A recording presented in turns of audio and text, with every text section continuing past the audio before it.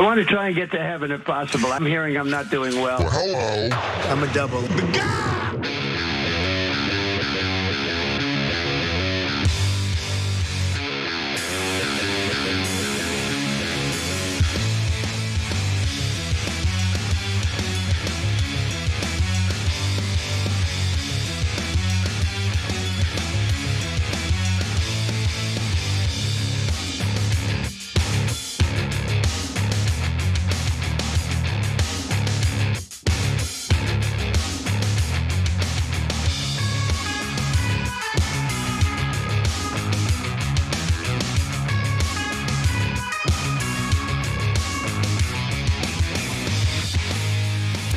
Hey, welcome to the Young Turks. Cenk Uygur sparing with you guys. A show that offers no apologies. Yep.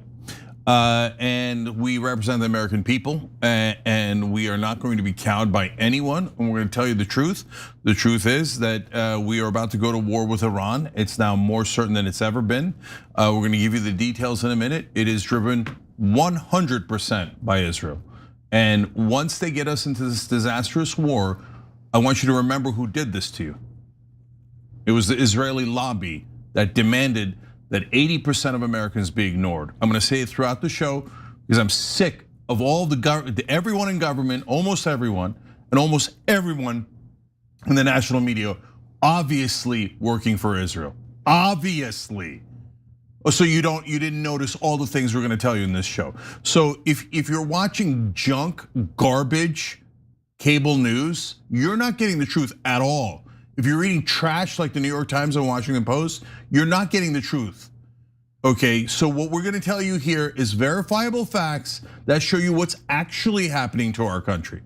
So we're gonna talk about how they're gonna push us in the war. We're gonna talk about Epstein and his friends. We're gonna tell you everything that's real and prove it to you. And then we're gonna let the chips fall where they may. And if people want to get upset and go, oh no, what, but Cenk, why don't you kiss Israel's ass and lie for them and lie like everyone in media lies for them? Well, we're not gonna do it. We're gonna give you the truth. So Anna, go ahead, tell them about how Israel is going to start a war on our behalf with Iran. But more importantly, I actually want to begin with a story about how our government very intentionally tries to trick the American people. Okay, so here's what I mean. In a laughable attempt to drum up support for the US carrying out a war against Iran on behalf of Israel, senior Trump advisors are allegedly hoping that Israel launches an attack on Iran first, which would then trigger retaliation from Iran against Israel, and then it would drag the United States into war that would somehow be wanted by the American people because they would somehow feel the need to protect Israel? No, Anna, so that's a great point. And as you guys are gonna see in the story, you might be thinking, first of all, are the Israelis even gonna do it? I'll address that in a second because I have information that you don't, because I was just involved in a debate with the top Israeli, okay? Second of all, the point isn't, guys, that, oh, we have to protect beloved Israel. No, we just put our planes in Israel, as Anna's about to tell you. So they're hoping that our planes and our soldiers get hit. Our guys, our government is hoping that our guys get hit, so then they can go, oh, okay, now we don't have a choice, wink, wink, now we have to attack Iran. It's the most craven, disgusting thing I've seen. So let's just acknowledge that the Trump administration is fully aware that the vast majority of American people do not want to go to war with Iran on behalf of Israel. We don't feel the need to do this. We shouldn't have to pay for it. We shouldn't risk the lives of American soldiers on behalf of a foreign country. So instead of listening to the American people, the Trump administration would like to manipulate the American people. So the calculus is a political one. The more Americans would stomach, I'm sorry, let me start that again. The calculus is a political one, that more Americans would stomach a war with Iran if the United States or an ally were attacked first. But again, under this dumb plan, Iran wouldn't have attacked the United States or Israel first. Israel would attack Iran first, and then that would, of course, spark a retaliation, which is normal. I mean, what would we do if we were attacked on our land? We would respond, right? Now, nonetheless, political. Can I just let me real quick on that? Guys, the reason why they assume that is because they know that at that point, American media will go out and say Israel's the victim, and that you're all anti-Semites if you don't now engage in the war to protect the poor Israelis, conveniently leaving out that they started the war. I don't have a lot of sympathy for people who start a war and then cry to me about it afterwards. And what's amazing is that Politico even quotes someone who literally admits that a few sentences or a few paragraphs down. Quote, there's thinking in and around the administration that the politics are a lot better if the Israelis go first and alone and the Iranians retaliate against us and give us more reason to take action, said one of the people familiar with discussions. Both individuals were granted anonymity to describe private conversations. Now, of course, they want to remain anonymous. This is, in my opinion, also a message, an open message to Israel. Go ahead and strike first. We got your back. Anna, there's a much more disturbing part of that quote. Think about it, guys. That's people inside the White House planning for our soldiers to get hit and killed so that they can get their objective of attacking Iran. That's borderline treason. To say, here's a sitting duck. They're telling Politico. They're actually saying it. The part of this plan is Israel hits Iran, Iran hits us, kills our soldiers. Yes, then we celebrate at the White House. Because then we can launch the war that Israel wanted all along, not for Israel to fight it, but for America to fight it. They're literally looking forward to our guys being murdered, and that's inside the White House. The Israeli lobby controls this entire government. Go ahead, Ann. Politico writes, and this was published yesterday, it's even more clear that what I'm about to read to you is absolutely gonna happen. The thinking among those closest to the president is that, quote, we're going to bomb them, according to the first person familiar with discussions. So today, Steve Witkoff and Jared Kushner, two Zionists who have no interest in peace in the Middle East and want to help Israel, let's be very honest and clear about that, engaged in more negotiations with Iran. Came out of the negotiations, said, no, they won't budge, they won't budge. They won't give up their missiles, which is the only means to defend themselves from Israel, a belligerent country in the region.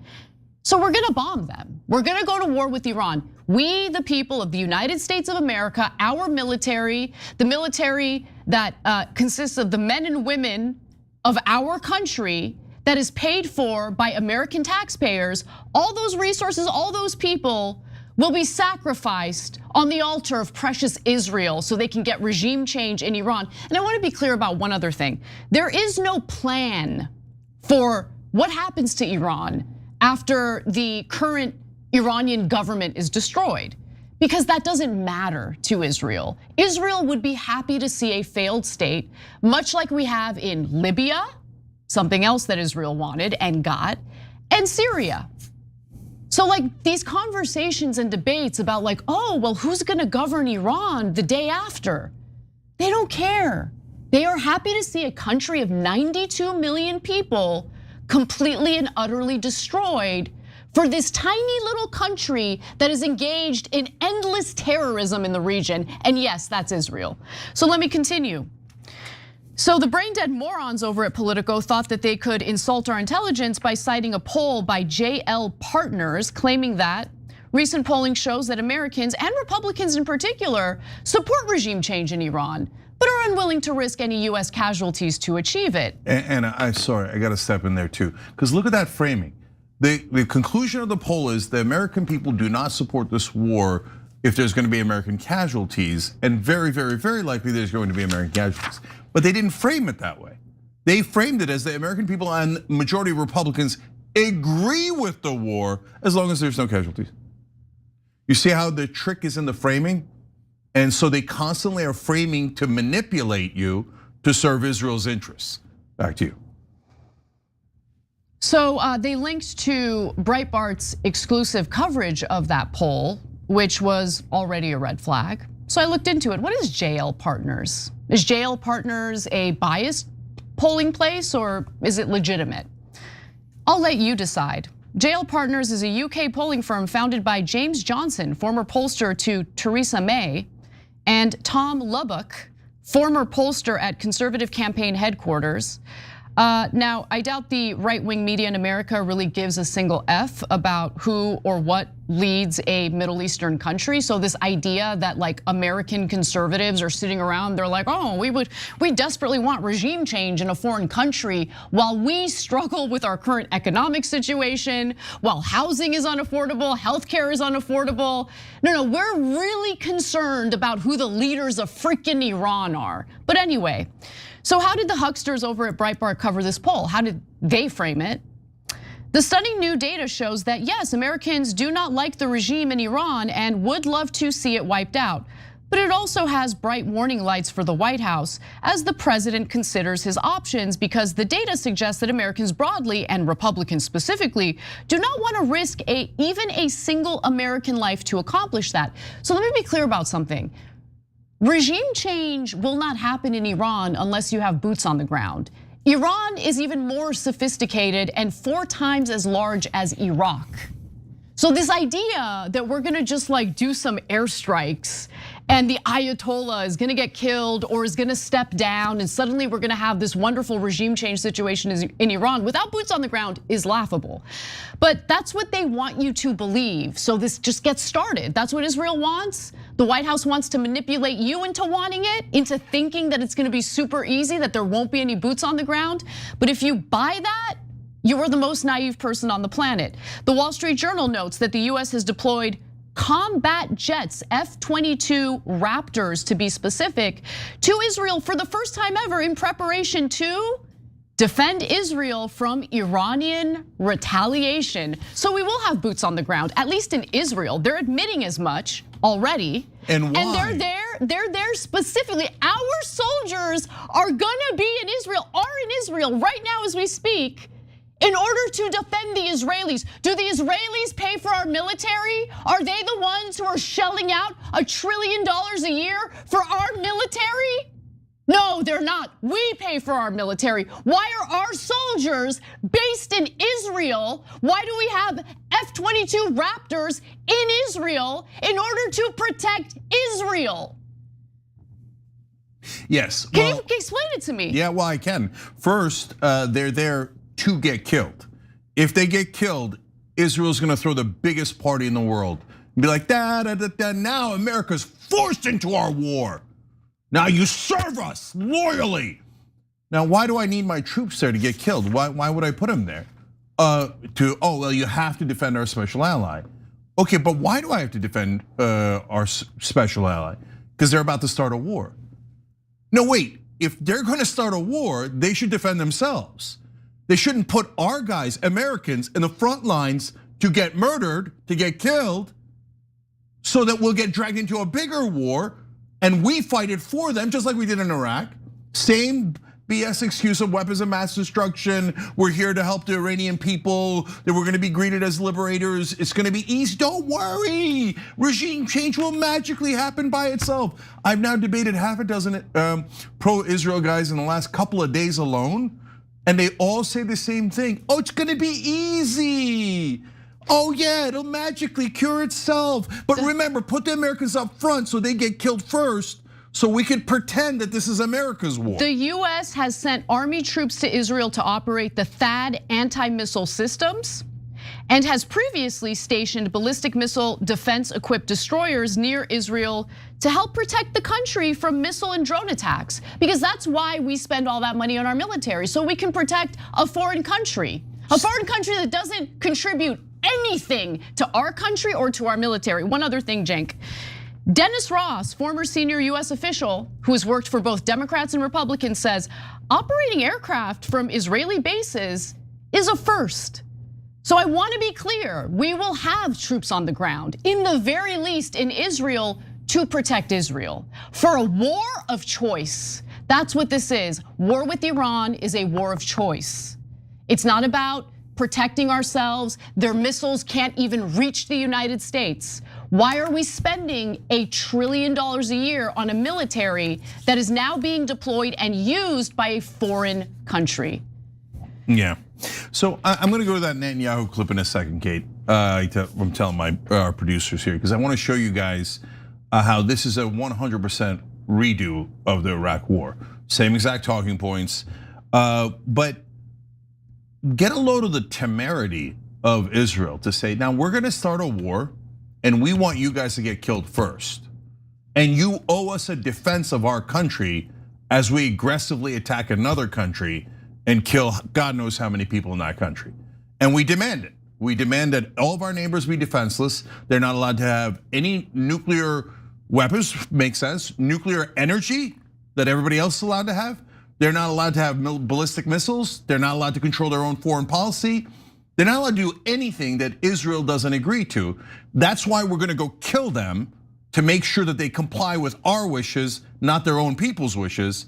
And that's why you must protect us as we launch this war. But don't worry, it's gonna be super easy. Now we have it, Kate? All right, now let's see if they made a similar argument before the Iraq war. If you take out Saddam's regime, I guarantee you that it will have enormous positive reverberations on the region. Oh, he guaranteed it. And did it have enormous positive reverberations for the region? No, they're gigantic liars. The Israeli politicians have been lying to us our whole lives.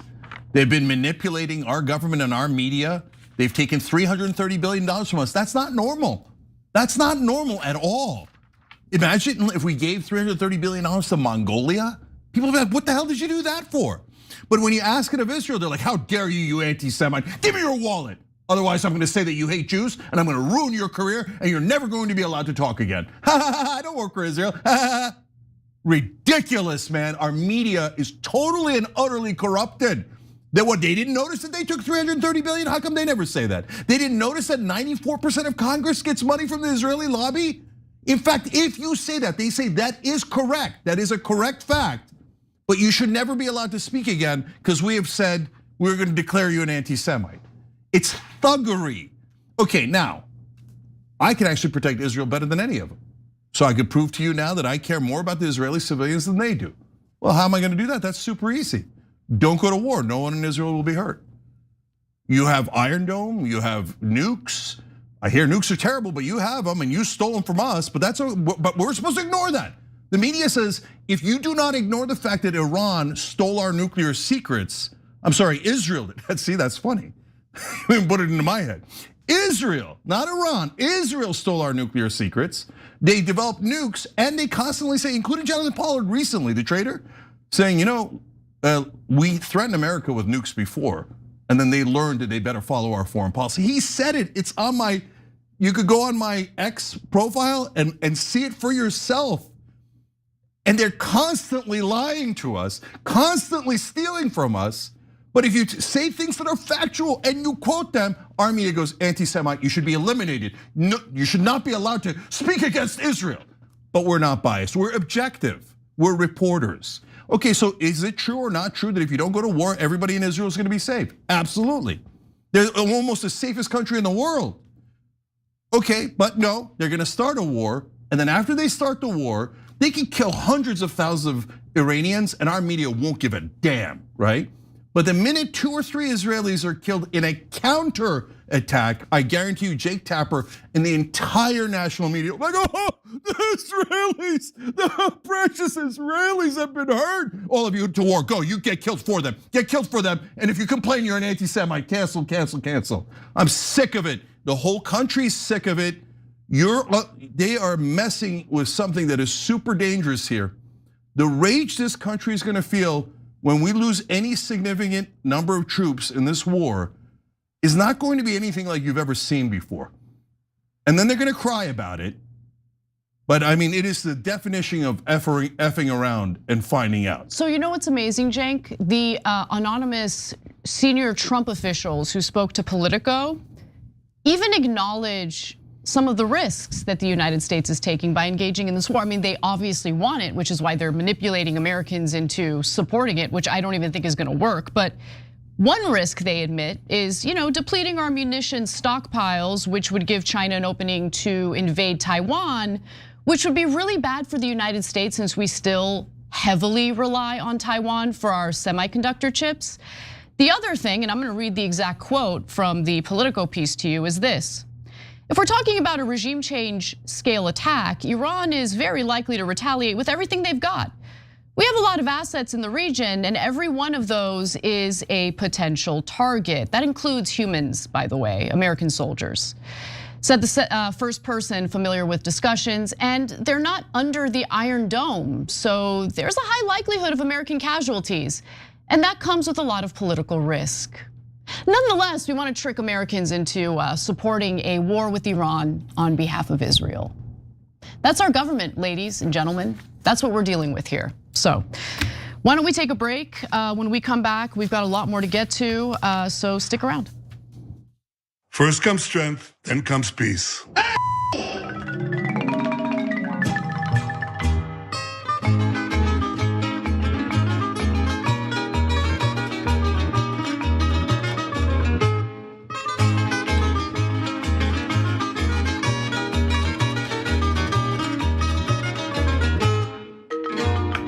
All right, let's go to our members on TYT.com. Jam says, I love the TYT show, but how do we get the message about the Israeli and the Israeli government driving us in a war other than TYT?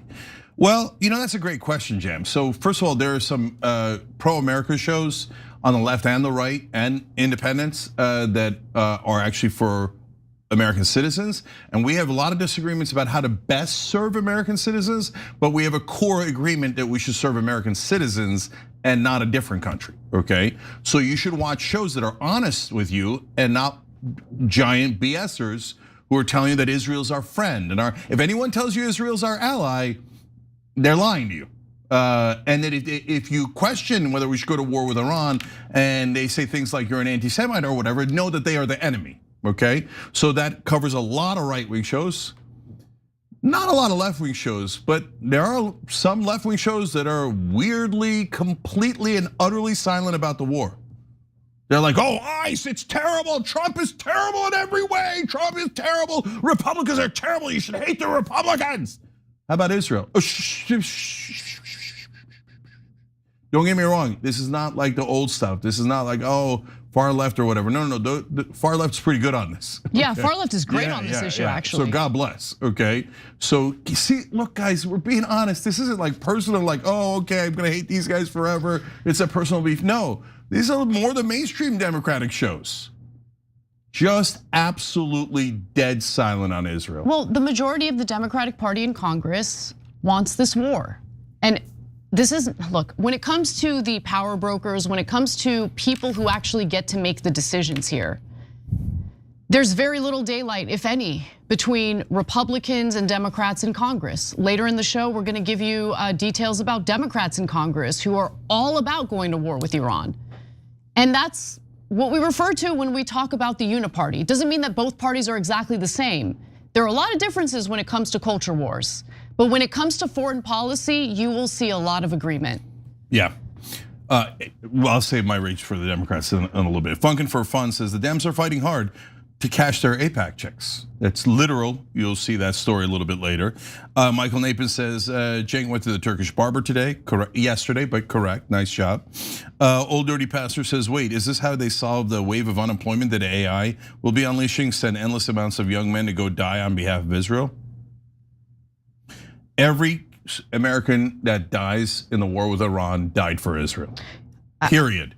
America has no interest in that war at all, and 8 out of 10 Americans don't wanna go. The only people who wanna go are the deeply corrupt who work for Israel. So make sure you blame them if any Americans die. Because otherwise they're gonna do it again and again and again. They're doing an exact retread of the Iraq war, and they'll do it again for Turkey or for whoever's next. Because Israel is, their appetite for war is endless. Sorry, Anna, you were gonna say something. Paramount wins bidding war for Warner Discovery after Netflix drops out just in time. Oh, there you go. So now there goes CNN to Larry and David Ellison, Israel First crowd. It doesn't matter, what difference does it make? I'm glad they're buying it, Anna. So now you're more clear. CNN and CBS already worked for Israel. Now it's just more obvious and blatant, okay? So that's it, total trash, dumpster fires. They're lying to you on purpose. They don't do the news at all.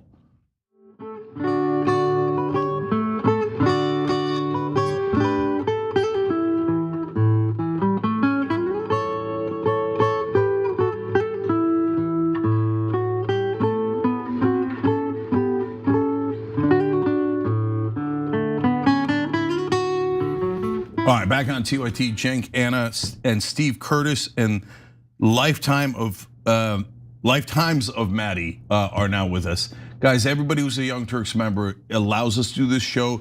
If you see us, like whether it's raging or just being factual, just fighting for you guys, you did that. So thank you.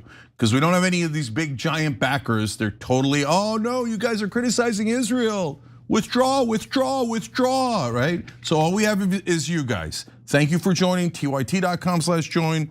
And then Melody Loves Music, Not an AI, and CDN Norse Dog Dad, all gifted memberships. You guys are wonderful. And look, I'm not joking, guys. We're trying to save you money. We work so hard to find the right sponsors for you guys. So Noble Mobile, in my opinion, is kind of perfect because it doesn't change anything about your phone. And it's basically a T-Mobile service. That's all it is, really. So nothing on my phone has changed at all, except my bill has gone so much further down.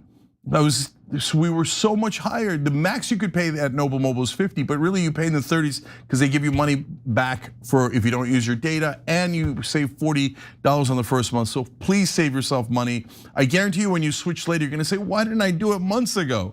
tyt.com/switch, tyt.com/switch. All right, Anna, what's next? All right, let's talk about the cheerleaders for death, destruction, and war with Iran. My preference is to solve this problem through diplomacy. But one thing is certain, I will never allow the world's #1 sponsor of terror, which they are by far, to have a nuclear weapon. Can't let that happen. Is the United States going to seek an off-ramp by basically cutting an even weaker version of Barack Obama's JCPOA deal? I don't think it's clear from what the president is saying right there which direction he's going to go. Now look, what is absolutely clear is which direction Ben Shapiro would like President Donald Trump to go in. And he's about to not so subtly tell us that the United States should, of course, attack Iran so that Israel doesn't have to. But before we get there, Cenk, your 2 cents?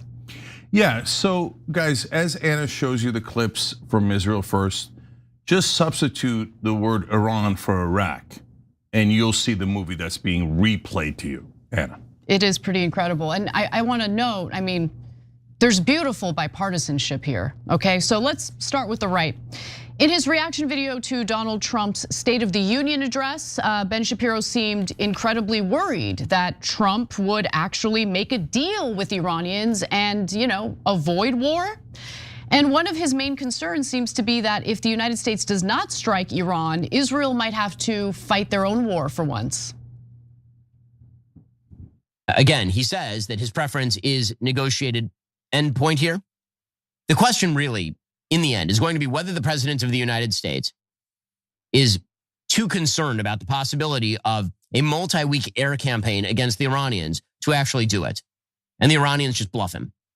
That's really all this is about. No one is talking about a massive ground invasion of Tehran. No one is talking about a long-term occupation of Tehran. Nobody is talking about hundreds of thousands of American boots on the ground in theater. Nobody's talking about that. The question here for the president is, what is the risk reward here for a multi-week air campaign to defenestrate the IRGC and the Ayatollahs and the mullahs in Iran? And then whatever happens, happens. Because I will tell you that everyone else is watching. If the United States backs off of this and cuts some sort of unbelievably weak deal, the consequences will not just be for the Middle East, where Israel will be forced to ramp up its military even more and probably go and attack Iran itself, given Iran's capacity and increasing capacity in both nuclear and ballistic missile development and its renewed attempts to support terrorism. I would like to read a quote that was given by a senior Trump administration official to Politico in a piece where senior Trump administration officials, including this individual, want to manipulate Americans into supporting a war with Iran. So that's the thought of the individual that I'm about to read the quote from. This is what he says. If we're talking about a regime change scale attack, which is what this is really about, Iran is very likely to retaliate with everything they've got. We, meaning the Americans, have a lot of assets in the region, including American soldiers. And every one of those is a potential target. And they're not under the Iron Dome, meaning they can't be protected. So there's a high likelihood of American casualties. Anyway, let me continue. Ben Shapiro went on to argue that if Donald Trump backs off his threats against Iran, Russia will renew their offensive in Ukraine. The world will explode. China will blockade Taiwan because they'll no longer fear the big red button that President Trump holds. In reality, we are currently experiencing a shortage of missile interceptors. We've depleted 25% of our missile interceptors by giving them away to Ukraine and especially Israel.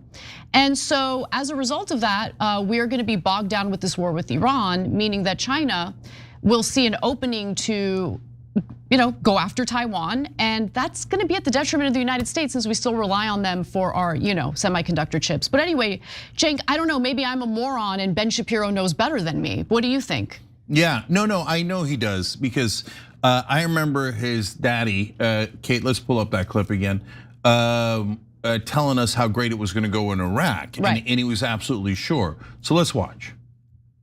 If you take out Saddam's regime, I guarantee you that it will have enormous positive reverberations on the region. Did it? And now they tell us the same exact thing. Oh, no boots on the ground. This'll be easy. Now remember, make sure you put American troops in defenseless bases and put all of your defenses in Israel. Number one, so that the most precious people on earth are protected as they start a war.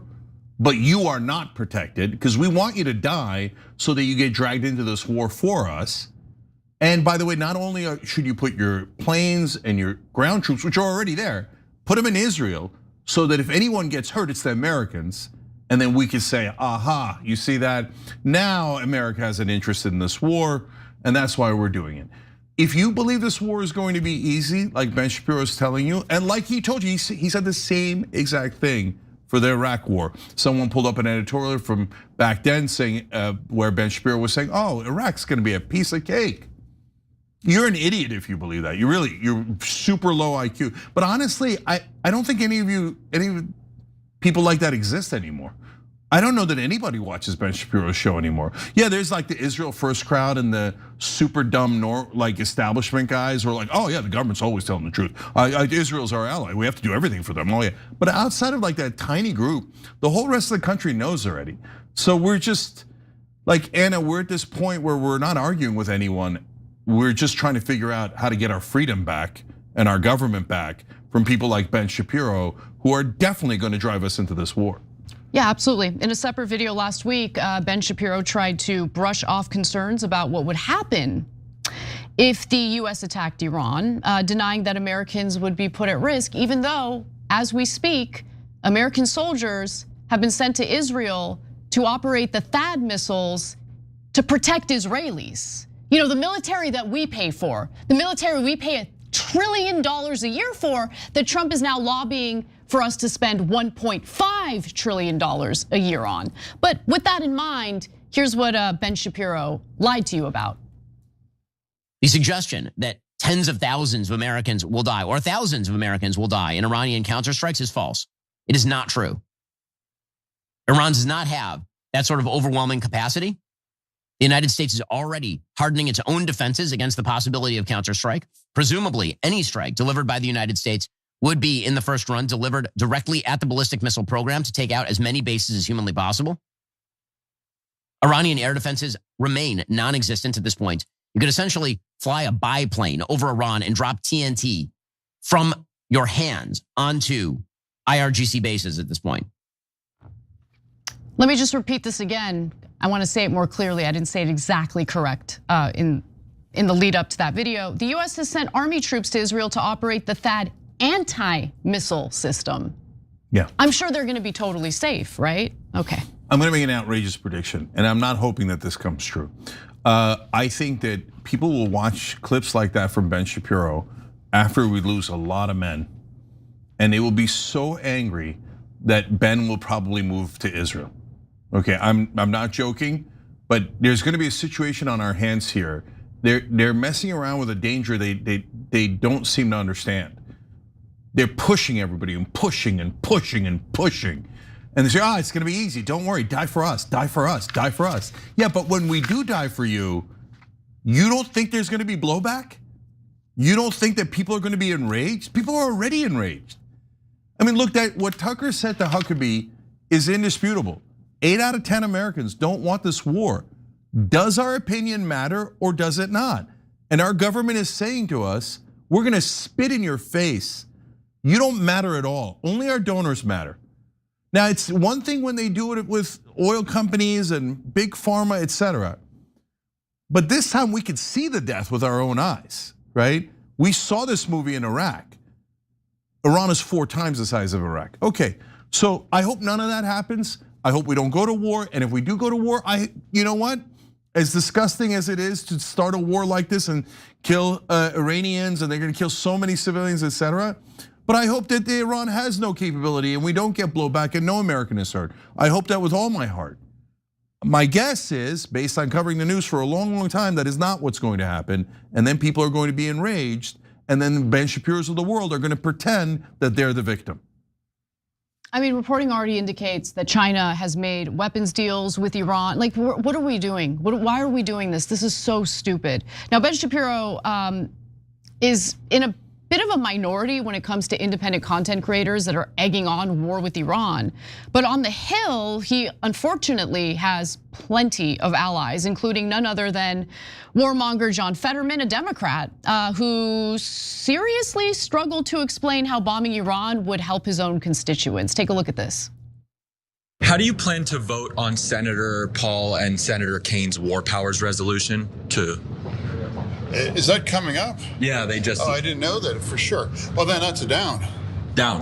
Oh, yeah. Why yeah, is that? No. I mean, I voted no on it earlier, and I supported striking the nuclear facilities, and I think it probably will become like appropriate to do that. If anyone in the Senate doesn't want to acquire a nuclear bomb for Iran, then we have to make that and put that on the table, and I'm going to vote for that. How exactly would strikes on Iran benefit the American people, like on the ground in Pennsylvania, for example? It absolutely does. It makes the Middle East safer. But in Pennsylvania? Yeah, absolutely. How so? But like, how does it benefit them? Like, does it put more money in their pocket? I'm voting it no. So, and I think we're good. No, we're not good. I mean, they're laughing in our faces, okay? This government does not work for us, obviously. Fetterman has gone so far as to suggest that Donald Trump shouldn't even try to engage in diplomatic talks with Iran. On February 6th, he posted this on X. It's a headline from the Wall Street Journal: US and Iran gather for high stakes nuclear talks. And he commented on that, saying, "I truly don't see the value in this. The world knows Iran will never honor any treaty. Israel has carried out over 1,000 airstrikes against Lebanon after signing a ceasefire deal in 2024. They're bombing Lebanon right now as we speak. What are you talking about?" The rest of it is the last treaty with Iran led to 900 pounds near weapon grade enriched uranium. Did we or did we not obliterate Iran's nuclear sites? What did we do last summer? And more importantly, for all the journalists out there, how much money did we spend on that? How much money did we spend last summer bombing Iran's nuclear sites that are allegedly obliterated, but now we're going to war with Iran because we're worried about their non-existent nuclear weapons? Come on. Yeah, so again, I've been in a number of debates over the last week on this issue. And every Israel first person, oftentimes literally from Israel, they bring them on, IDF soldiers and communications guys, etc., say, well, they could at a later time develop nuclear weapons, and then it'll be too late. But you've been saying that for the last 20 years, man. And on top of that, we already destroyed their nuclear facilities. That's true, but ballistic missiles, but they can't come anywhere near reaching us. But the ballistic missiles one day at a later time could be so much more advanced, and they could have the nukes, and they could put the nukes on the ballistic missiles. So that's why we have to attack them now. I'm like, okay, yeah, sure. Sweden could do the same thing. Yeah. So could Bolivia. They could at a later time. What is this? This is garbage, right? And look at Fetterman. Now, guys, I'd rather not. Yeah, so it's not perfectly equivalent because at least he's talking about, for example, Tim Kaine, who's along with Rand Paul, both of them should get a lot of credit. And I can't believe Tim Kaine's a good guy on this issue, but he is. Same, I can't believe it either. But hey, credit where credit's due. I love it. Bygones be bygones, as long as you vote the right way, do the right things. So he's introducing a resolution saying, no, you got to ask Congress before you go to war. There's good guys like Senator Chris Van Hollen, et cetera. But there are also a lot of super bad guys like Fetterman that are in the Democratic Party. So like for Fetterman, Lindsey Graham, Ted Cruz, and a couple of others, it feels like it's not just money.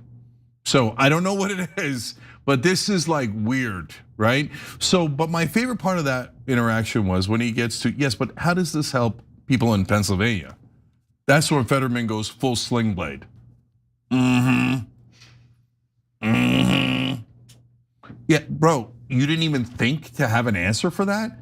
Because he doesn't care about the people of Pennsylvania at all, or Americans. All that's going through Fetterman's head is, how do I help Israel so they don't release the tapes? How do I help Israel so I get millions of more dollars? How do I help Israel, Israel, Israel, Israel? I love Israel, I hate America, I love Israel. Okay, and by the way, as we're gonna show you later in the show, Hakeem Jeffries secretly funneling AIPAC money to other Democrats. Because, and remember when Netanyahu came? Thunderous standing ovations from both parties. He did that, he gave a speech to Congress in 2015 and a couple other times. And all the Democrats stood up like bitches and were like, oh, our dear leader is here. What more can we do for you, Israel? And they all cash checks. They all get bribed by the Israeli lobby, but mainstream media never tells you because they don't cover the news, they cover up the news. 94% of Congress. All right, so we've got Republicans like Tommy Tuberville and all of these other pathetic losers supporting war with Iran. But I actually want to skip ahead to the polling because I think that matters more than what our bribed and blackmailed politicians have to say about this. So let's take a look at this poll. This is the latest YouGov poll that found that about half, 49% of Americans, somewhat or strongly oppose US using military force to attack Iran. Only 27% support such an attack. 24% are not sure. 58% of Republicans support an attack, while 76% of Democrats and 54% of independents oppose. Now, while half of Americans don't want military action against Iran, there's broad bipartisan agreement that it will happen anyway because we live under a government that doesn't respect our opinion, doesn't care what we want. So 58% of Americans think that the US is at least somewhat likely to take military action against Iran in the next month. Now, let me just pause and talk about the framing or the wording of the question. Because military action could be something like a strike. And some Americans might be misled into thinking this is just gonna be, quick airstrikes like we did last summer, not a big deal. So some people might be supportive of that, but not so supportive of a lengthy military campaign against Iran. So I would like to see the question rephrased to be a little more specific so we can get a better sense of how Americans feel about this. But nonetheless, just wanted to give you some of the issues with the methodology here. 58% of Americans think the US is at least somewhat likely to take military action against Iran in the next month. Only 11% say US military action against Iran is not very likely or not likely at all. So. Yeah, I want to draw attention to two of the numbers that Anna mentioned there. First of all, 15% of independents support this war. That's a disaster for the people starting this war. Now, by the way, you would think like, okay, the Republicans are obviously at fault here. They're in charge. They're in charge of the House, the Senate, the White House. Trump is making the decision. Clearly, Republicans. And since it is so deeply unpopular, especially with independents, this is a layup for the Democrats. You just run on this, you'll just win Congress super easily. Except all I hear is the sound of silence. Where are all the Democratic leaders all over television, doing op-eds, online podcasts, all over media going, no, don't go to war with that. We want to be clear, the Democratic Party is against war with Iran. It's going to be a disaster. That would be very politically advantageous, even if they didn't mean it, even if they were just being callous about it. But yet, where are they? I don't see any of them on TV. Other than Ro Khanna, I don't see anyone in online media. I don't see anyone doing anything. Where the hell's AOC? Oh, she did a tweet the other day. Oh, wow. Oh, did you? Wow. Schumer's in favor of it. Jeffries is secretly in favor of it. So the reason why they're not showing up? It's hopeless. It's hopeless. Because they're totally corrupt. It's hopeless. They're 100% corrupt. Just a total waste. Nothing makes sense. Leadership is. None of this, nothing makes sense. Like we live in a topsy-turvy world where the people who call out the genocide are considered the bad people. We're supposed to love genocide as long as Israel carries it out. 100%. We're supposed to pretend like the country that has a clandestine nuclear program is the good country. Whereas the country that doesn't even have a nuclear program and had its nuclear sites completely obliterated by our military last summer, that's the one we should be worried about. Nothing makes sense. Nothing makes sense. No, that's the power of propaganda, guys. There's a giant illusion that American media has built. They say the real nuclear threat is Iran, but Iran has no nukes and their nuclear facilities are destroyed. Meanwhile, Israel has 100 nukes. How often do you hear about that? And do you know a more paranoid country than Israel? A country that has its finger on the happy trigger finger more than Israel? And so, and on top of that, they say, oh, Iran is a threat to the region. Meanwhile, Israel keeps expanding and expanding its territory. And our press never talks about, oh, look at that. Their territory got so much larger. Did Iran's territory get larger? Not at all. You see, they invert the truth completely, right? So, and I could go on and on. All the things that they claim are problems with Iran are actually problems with Israel. Well, they are a threat to the region. Israel attacked 7 of its neighbors, not Iran. The truth is totally inverted. And then the last number I want to draw your attention to is 19% of Republicans already not sure, but somewhat or strongly oppose this war. You might think, well, that's a small number, only 2 out of 10 Republicans. Well, 2 things about that. Number one, in the old days, that number would have been 0. So already Trump's lost 2 out of 10 Republicans and we haven't lost a single person yet, right? So, I see this all over social media. The Republicans that are still not sure or on the fence on this war are saying, no, it's gonna be just like the first Iran strike or the Venezuela strike. We're not gonna lose anyone. It's just gonna be we win, and you guys are overhyping it. And Trump's a genius, and he's gonna figure out how to do regime change with no ground troops, no nothing. It's gonna be a clean war. And the minute it's not a clean war and we get stuck in a quagmire, they're gonna go, oh, Jesus, man, we just got played again, okay? Because I also see that. And so let's see if I'm right or wrong, but my guess is by the end of this whole thing, the entire country is going to be united in fury against all of our political leaders. All right, we'll be right back. I am scary, I am threatening. I'm Darth Vader.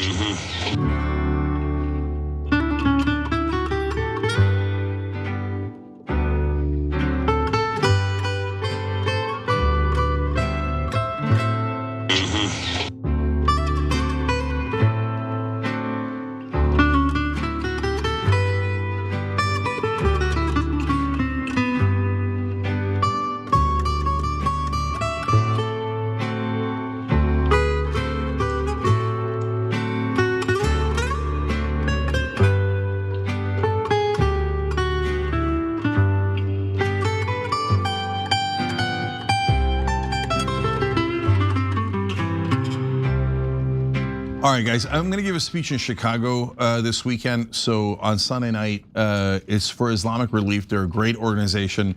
What they're doing is they raise money to help kids that are suffering from the results of war in Syria, Yemen, and Gaza. And they're like the individuals that go there are so generous and they give so much to help those poor kids. And they got a lot of work ahead of them because Israel keeps leaving orphans behind in the Muslim countries it attacks. But it's not just about Israel at all. There's Sudan as well. And so anyways, I'm gonna give a speech there. So if you're in Chicago and you wanna come, you can look up Islamic Relief. There it is, irusa.org. The Grand Iftar refers to breaking of the fast during Ramadan, and it happens to be Ramadan. So the schedule's a little bit earlier because they want to get to dinner to break the fast. All right, check that out if you're anywhere near Chicago. All right, let me go to Super Chat here. With it, Gal says, Cenk and Anna, I love your passion and I share it. The question I have is how to get uninformed people in my circle to understand the peril we are in. It's so frustrating seeing eyes roll over when it is brought up.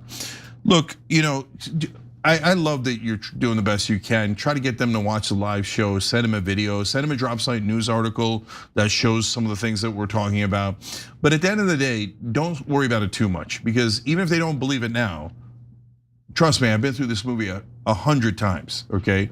Within 6 months, they'll be coming back to you and going, how did you know? How did you know what? You were right. How did you know? They know, everyone knows, Let's just stop pretending. Let's stop pretending. I just wish Ben Shapiro and all the people who are cheering on this war would just, you know that American soldiers are gonna die. Is he gonna pretend like he's a fiscal conservative moving forward? You're gonna pretend like you're a fiscal conservative knowing that we went into debt to fight wars on behalf of Israel. No. And we're about to spend, how much money are we spending already just accumulating all those military assets in that region? Yeah, so but this person is talking about normies, and the normies really don't know. And I think you're totally right about that. And so- The normies don't want this war. The normies don't want this war. But they don't understand, like when you tell them Israel's driving towards this war, they're like, whoa. Jake Tapper told me that's conspiratorial. Yeah, well, Jake Tapper can eat a Richard. Rose Toner 13 says, this is not a dream my ancestors died for. Great point. America 1776 USA says, your love for America really comes through, and it's refreshing to hear honest, heartfelt content. Thank you for everything you do. Thank you, brother. Thank you for being a member and for using Super Chat. Cornelius Poindexter said, are the Democrats going to do anything to stop the war, or are they just going to wear pins and badges on their shirts like they do with the Epstein files? Well, Cornelius, you know the answer to that. They're not going to do anything because they're corrupt and they're actually secretly work with the Republicans to start wars for Israel. Melania Martinez says, love you both. Thank you. Brad David says, Cenk, I'm so angry at Mark Levin for what he did to you, posting the airport. I'll talk about that later. All right, we'll be back.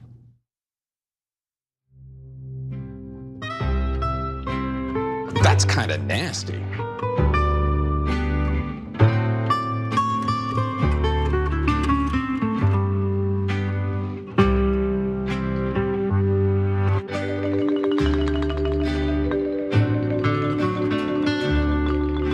All right, guys, back on TYT, Cenk and Anna with you guys. I'm just gonna say one quick thing about a super chat I was reading.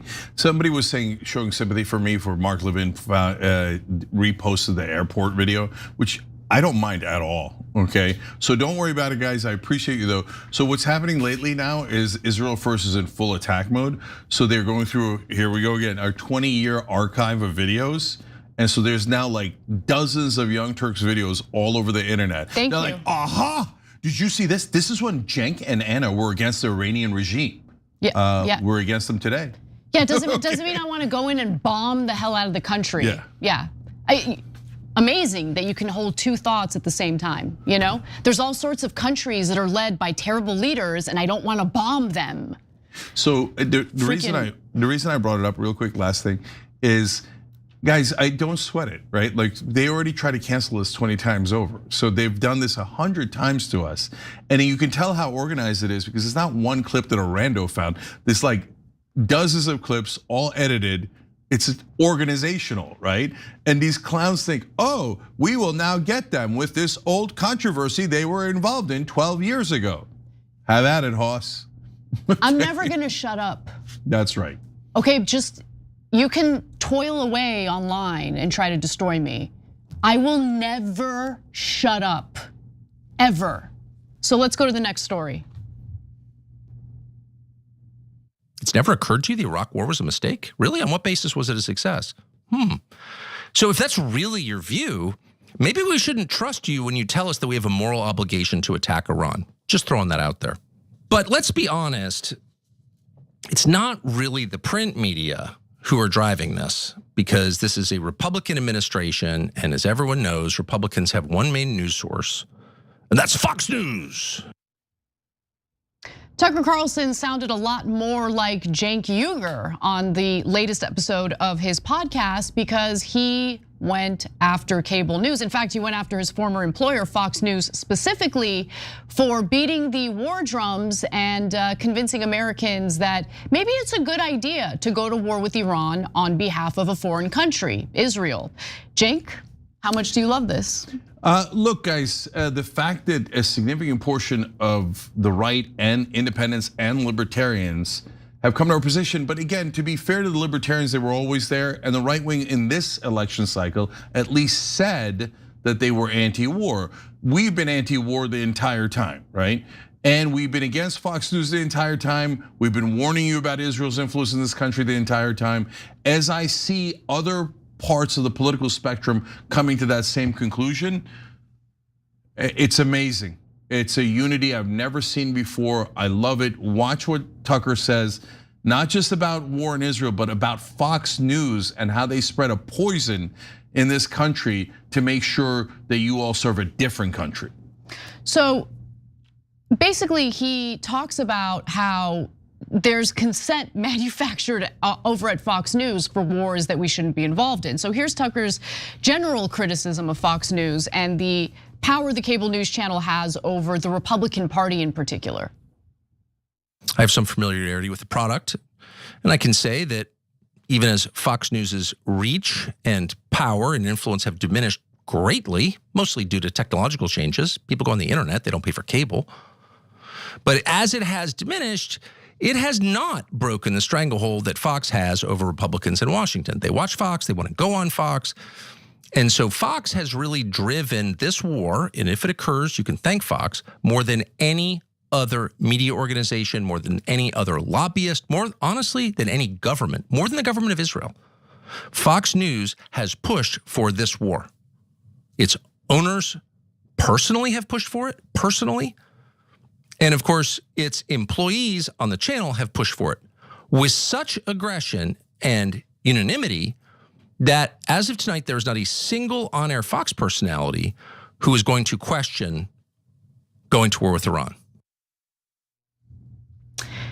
I mean, he's right. And honestly, if you rewind and you look back at the type of coverage Fox News was doing in the lead up to the preemptive war in Iraq, same thing. The same types of arguments being made, the same, fear mongering about how there are weapons of mass destruction, how we need to be terrified, how people were misled into thinking Iraq had anything to do with 9/11, which it didn't, obviously. So he's absolutely right, and it's empirical, and you could watch it, and it's documented, right? But before we get too comfortable with ourselves, especially if we're on the left, right? As I am.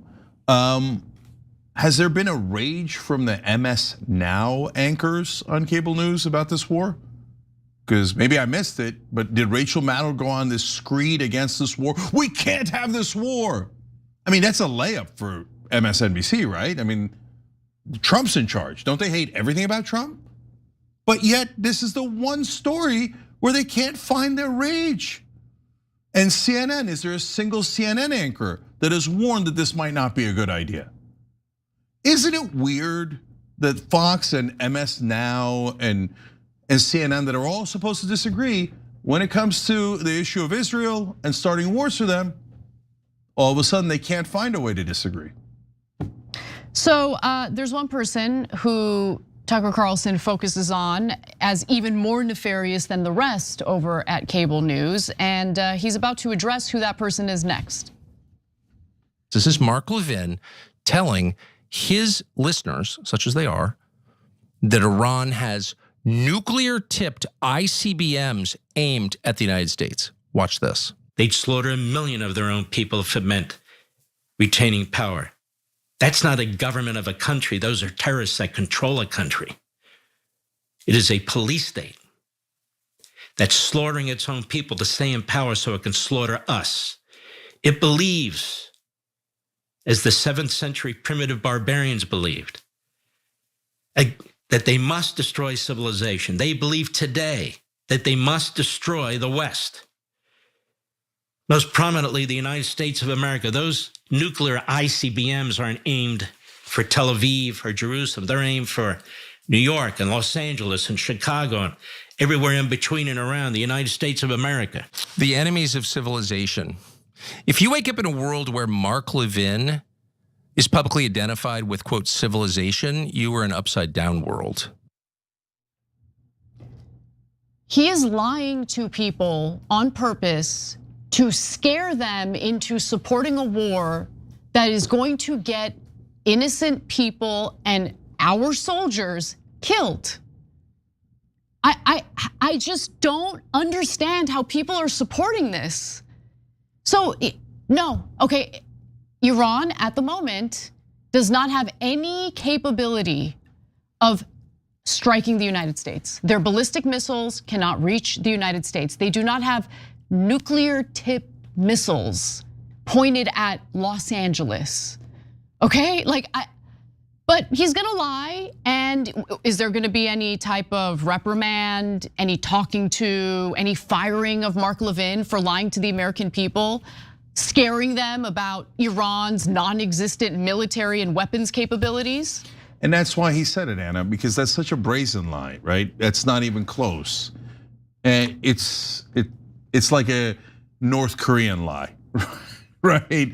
That the leader has no sphincter. It was literally a lie they made up. And Mark Levin is going to say that soon about Netanyahu. So why does he get to say a brazen lie like that? Because he knows there is no accountability. There's no chance he'll be fired because he's for war and he's for Israel. So he has perfect job security. But if you said something that was true about Israel, but that was slightly critical, they would all call for you to get fired. In fact, they do that all the time. In fact, they did that today, right?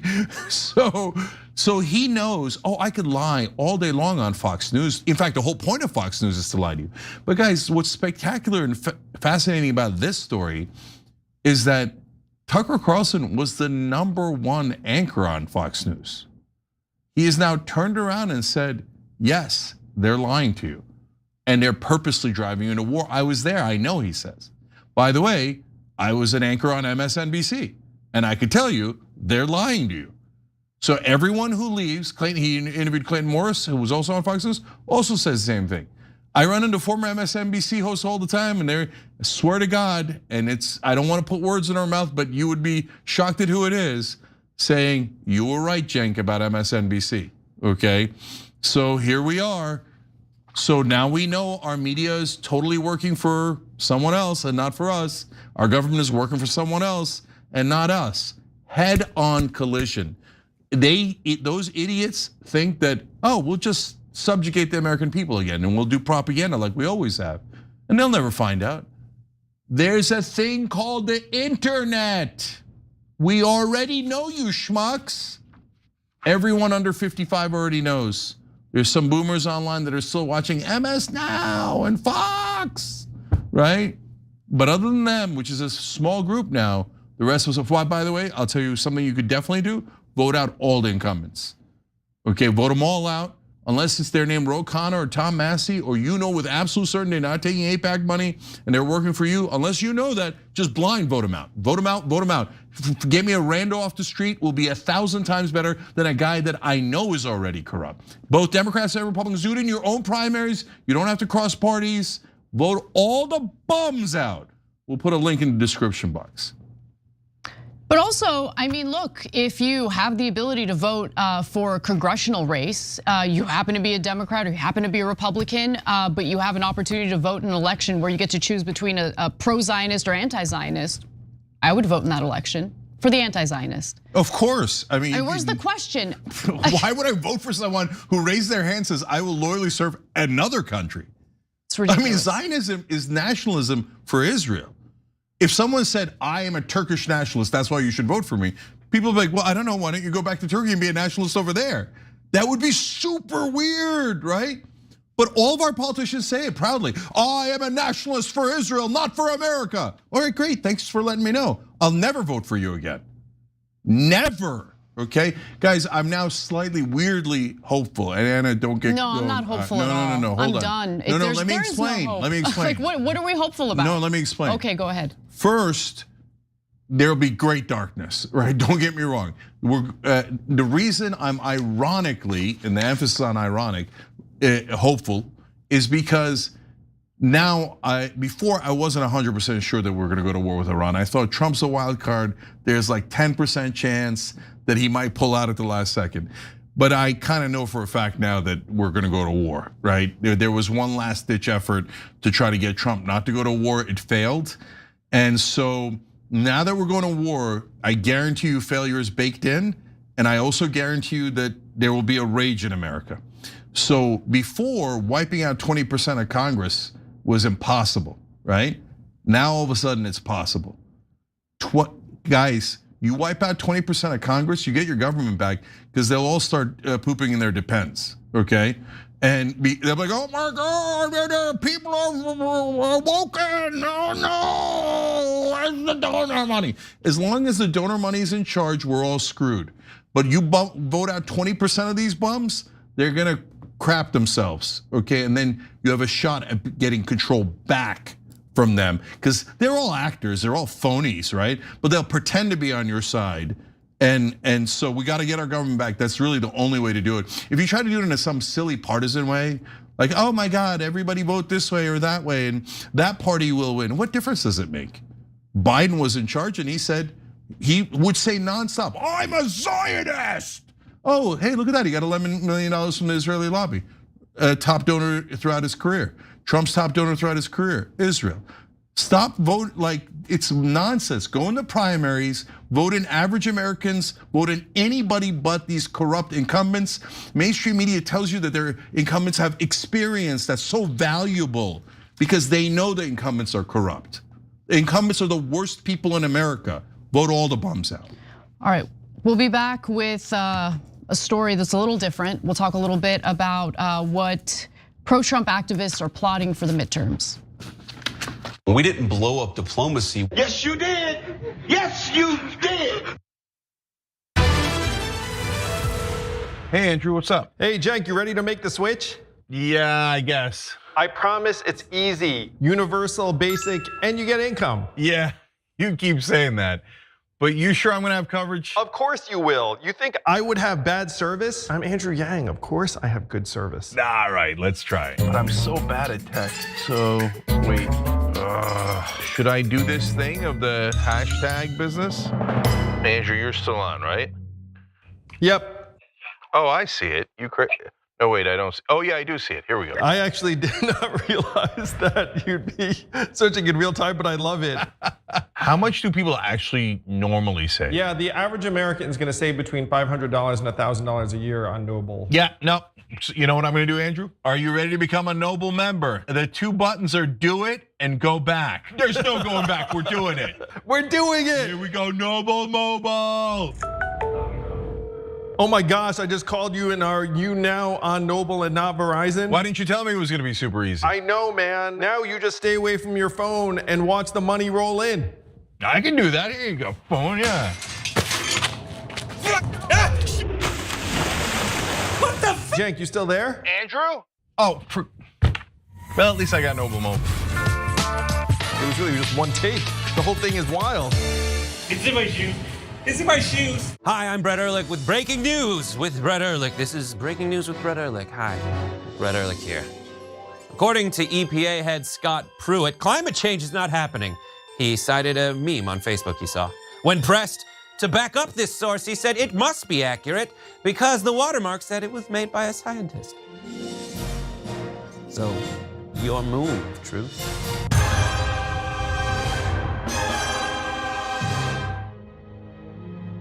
At TYT, our mission is to boldly pursue truth, challenge the establishment, and drive positive change. At a time when corporate capture of our media, our government, and our politics is nearly absolute, everyday working people need a champion to fight for them and to push back against the powerful interests that threaten our democracy itself.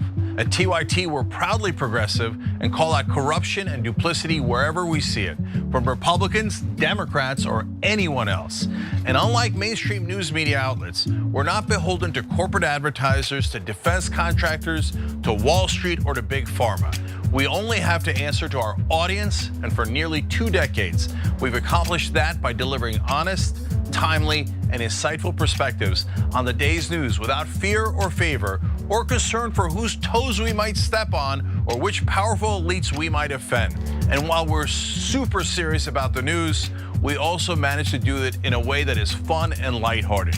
We can do this together and serve our audience, and yes, have fun doing it.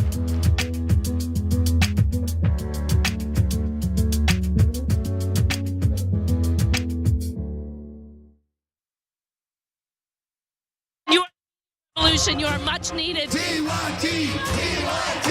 The place is like 95% TYT on.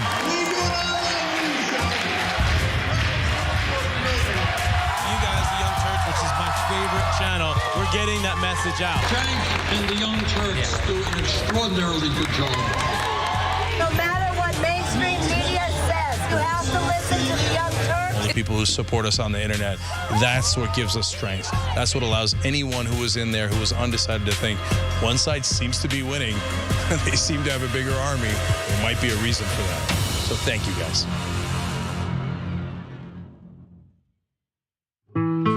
This is such a, I think that this is a like extremely political.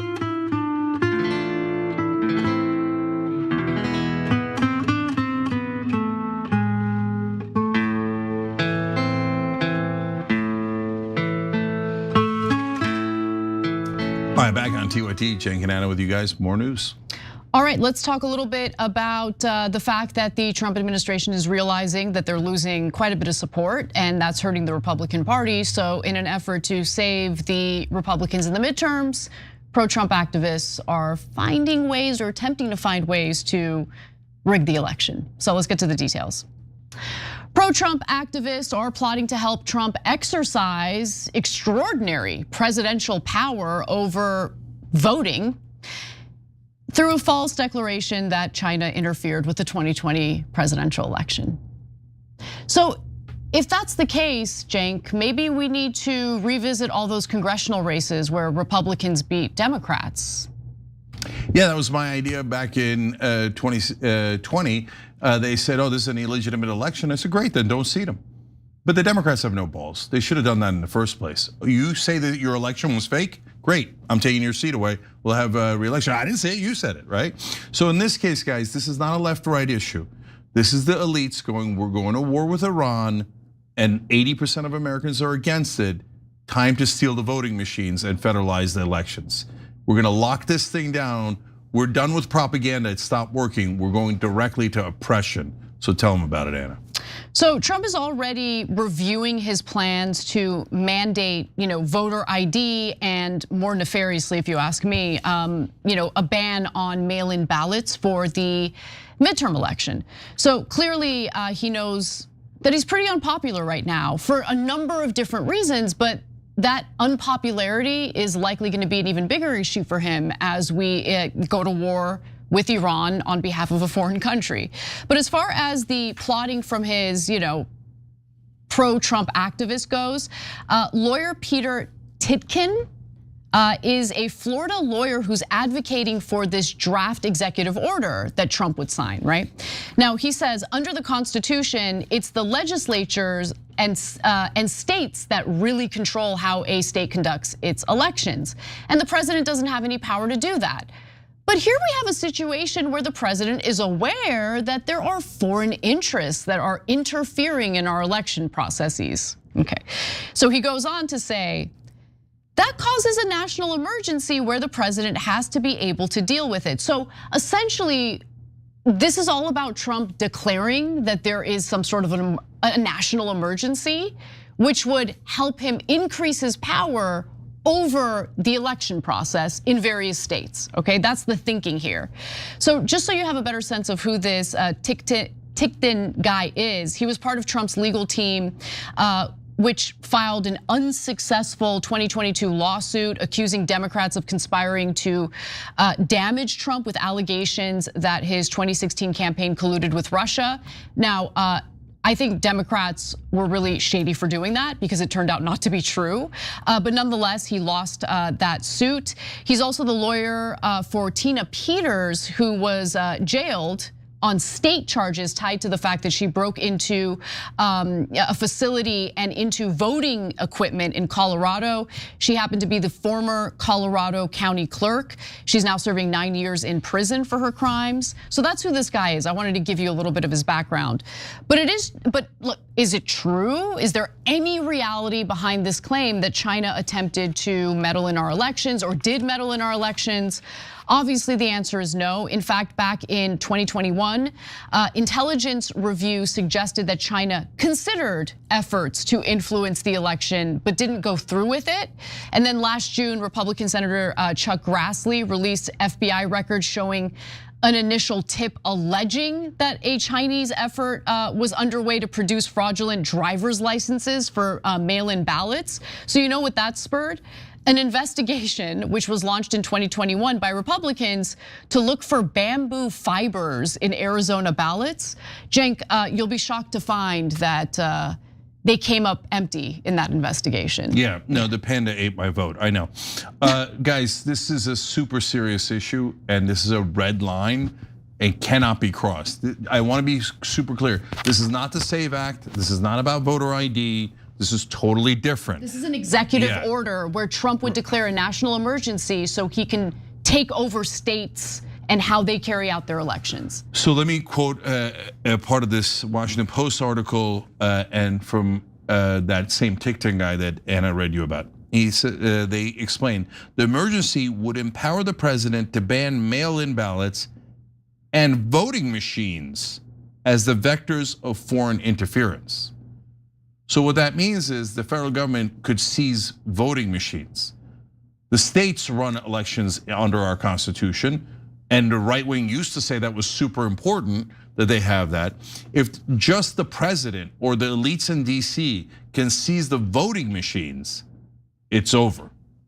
Then there is no more resistance. It doesn't matter if you're a Republican or a Democrat. Somebody at the White House will just tell you who won the election. I've seen that movie in the Middle East. I've seen that movie in a lot of places. It never ends well. It's never ended well once. That's why our Constitution is dead set against it. If he goes to seize voting machines, there's going to be pandemonium, a chaos you've not seen in America before, because no one's gonna stand for that. So the Washington Post managed to obtain, early versions of this draft executive order, and I want to actually read some of the wording to you because it's really important. So one way that Trump might try to make this happen is by citing a Biden-era executive order.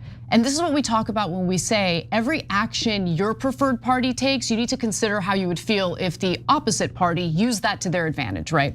So an early version of the proposed draft cites a 2018 executive order that declared an emergency to impose sanctions on foreign entities targeting election infrastructure. President Joe Biden repeatedly extended that emergency, and in 2024, the Treasury Department used the order to place Iranian and Russian entities under sanctions.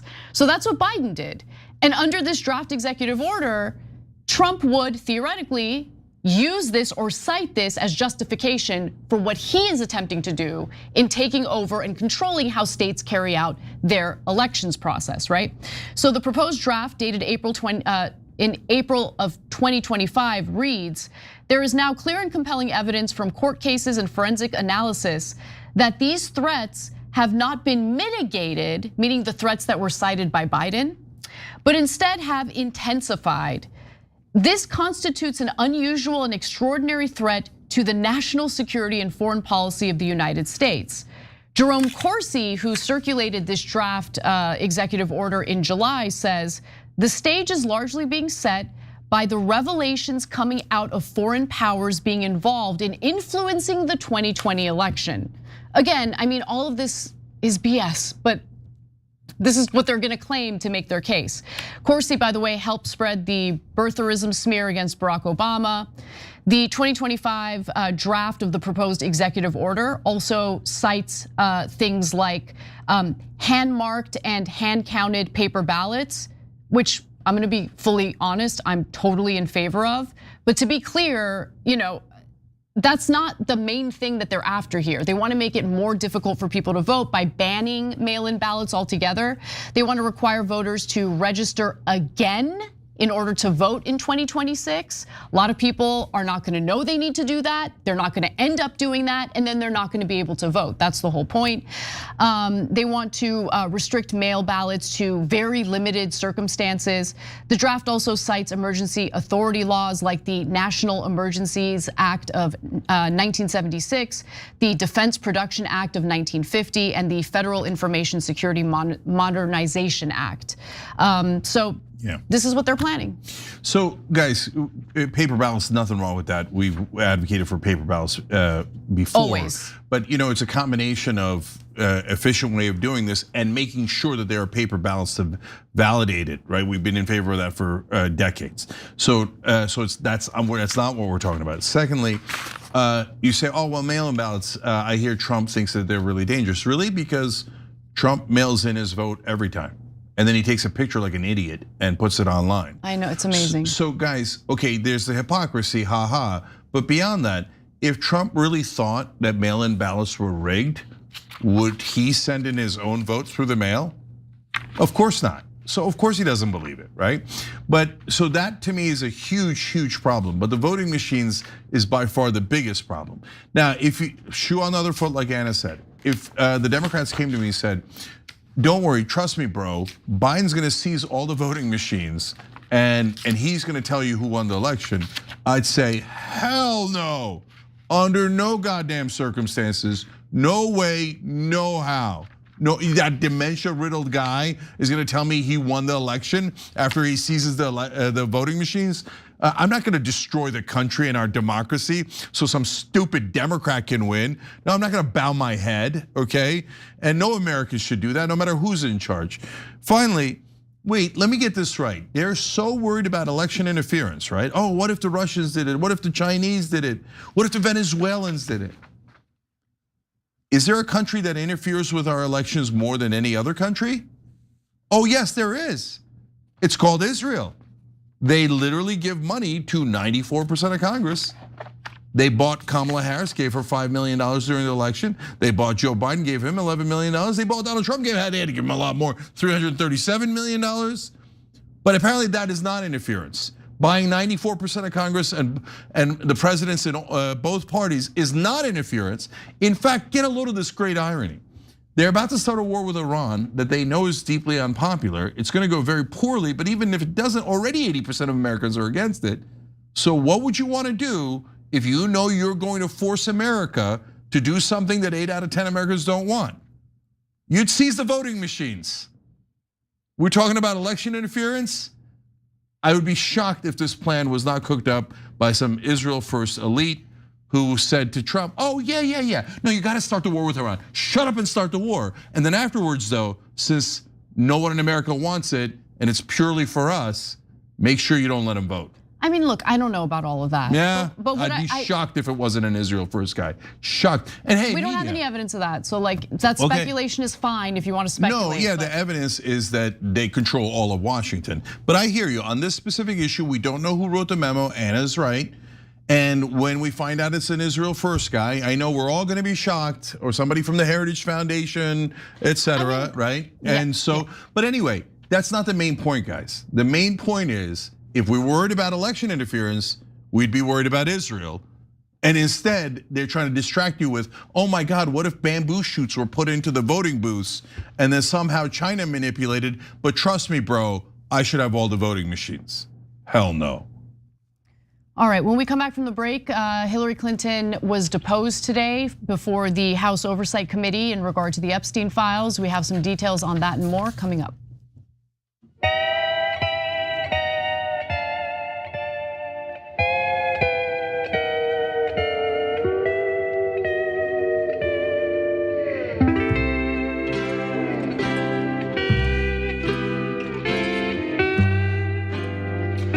All right, back on TYT. Don't forget to switch, save yourself a lot of money. You guys are gonna do it at some point, and then you're gonna write in and say, Cenk, why didn't I do it 6 months ago when you told me to?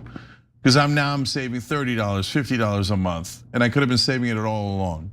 TYT.com/switch, nothing on your phone changes. All right, Barbie's back, writes it on Super Chat. Anna, keep on speaking up.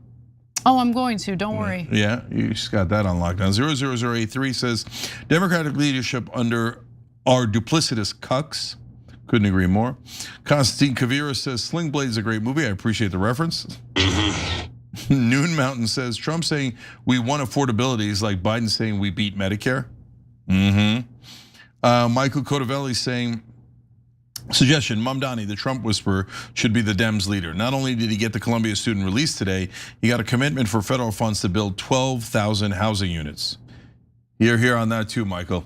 I was kind of shocked by that. Nice job, Mamdani. Nice job. Oh, look at that. You talk to the right wing and you get some things that you wanted out of him, huh? No, he should not have had a conversation with Trump and he should not have freed that person. You must be pure. All right, nice job, Mamdani. No, he's a leader. That's what leaders do. They have conversations with people they disagree with in order to find solutions. That's how you win. Melania Martinez says, love you both. Thank you, we love you back. By the way, they were spreading a rumor that we don't like Mamdani. That's insane. Okay, can I just say, like, I mean, I had a few concerns about Mamdani going in just because I've seen some of the well-intentioned and poorly executed policies carried out in Los Angeles, and I was worried he was gonna make similar mistakes. He had an interview with Jake Tapper recently that was really impressive. And of course, Jake Tapper was trying to find ways to jab him. But all he did was focus on his leadership in the middle of an insane, winter storm. He talked about what he had deployed in order to get the snow off the roads as quickly as possible. And I know it sounds boring, like because it's local stuff. But local stuff matters, right? He wants to be a public servant for the city that he represents. I get that everything is turned into national politics, but local leaders need to care about local issues, including what seems mundane to the rest of us, like how do we get the snow off the roads as quickly as possible? Yeah, so by the way, now that ironically Americans might start voting for Muslim politicians because at least they're not going to be controlled by Israel. All right, Landover 100 says, Jew here, grew up in New Brunswick, New Jersey, represent. I'm 41, my dad was always anti-Zionist. When I was 9, he told me birthright was propaganda for a military state. Love your dad, love your brother. Look guys, we supported Bernie Sanders. If Jon Stewart was running, I'd probably support him. This doesn't have anything to do with religion. All of that is just a smokescreen to make you bow your head to a foreign government, right? And an ideology, An ideology is not an identity. Zionism is not an identity. You are not born a Zionist. Zionist is a ideology people choose to believe in. And I disagree with that ideology. That has nothing to do with someone being Jewish. It has everything to do with believing in a supremacist ideology. Maple Flame says it's always sad and scary to see those Fetterman hostage videos as if he was avoiding immediate death. All right, we'll be back.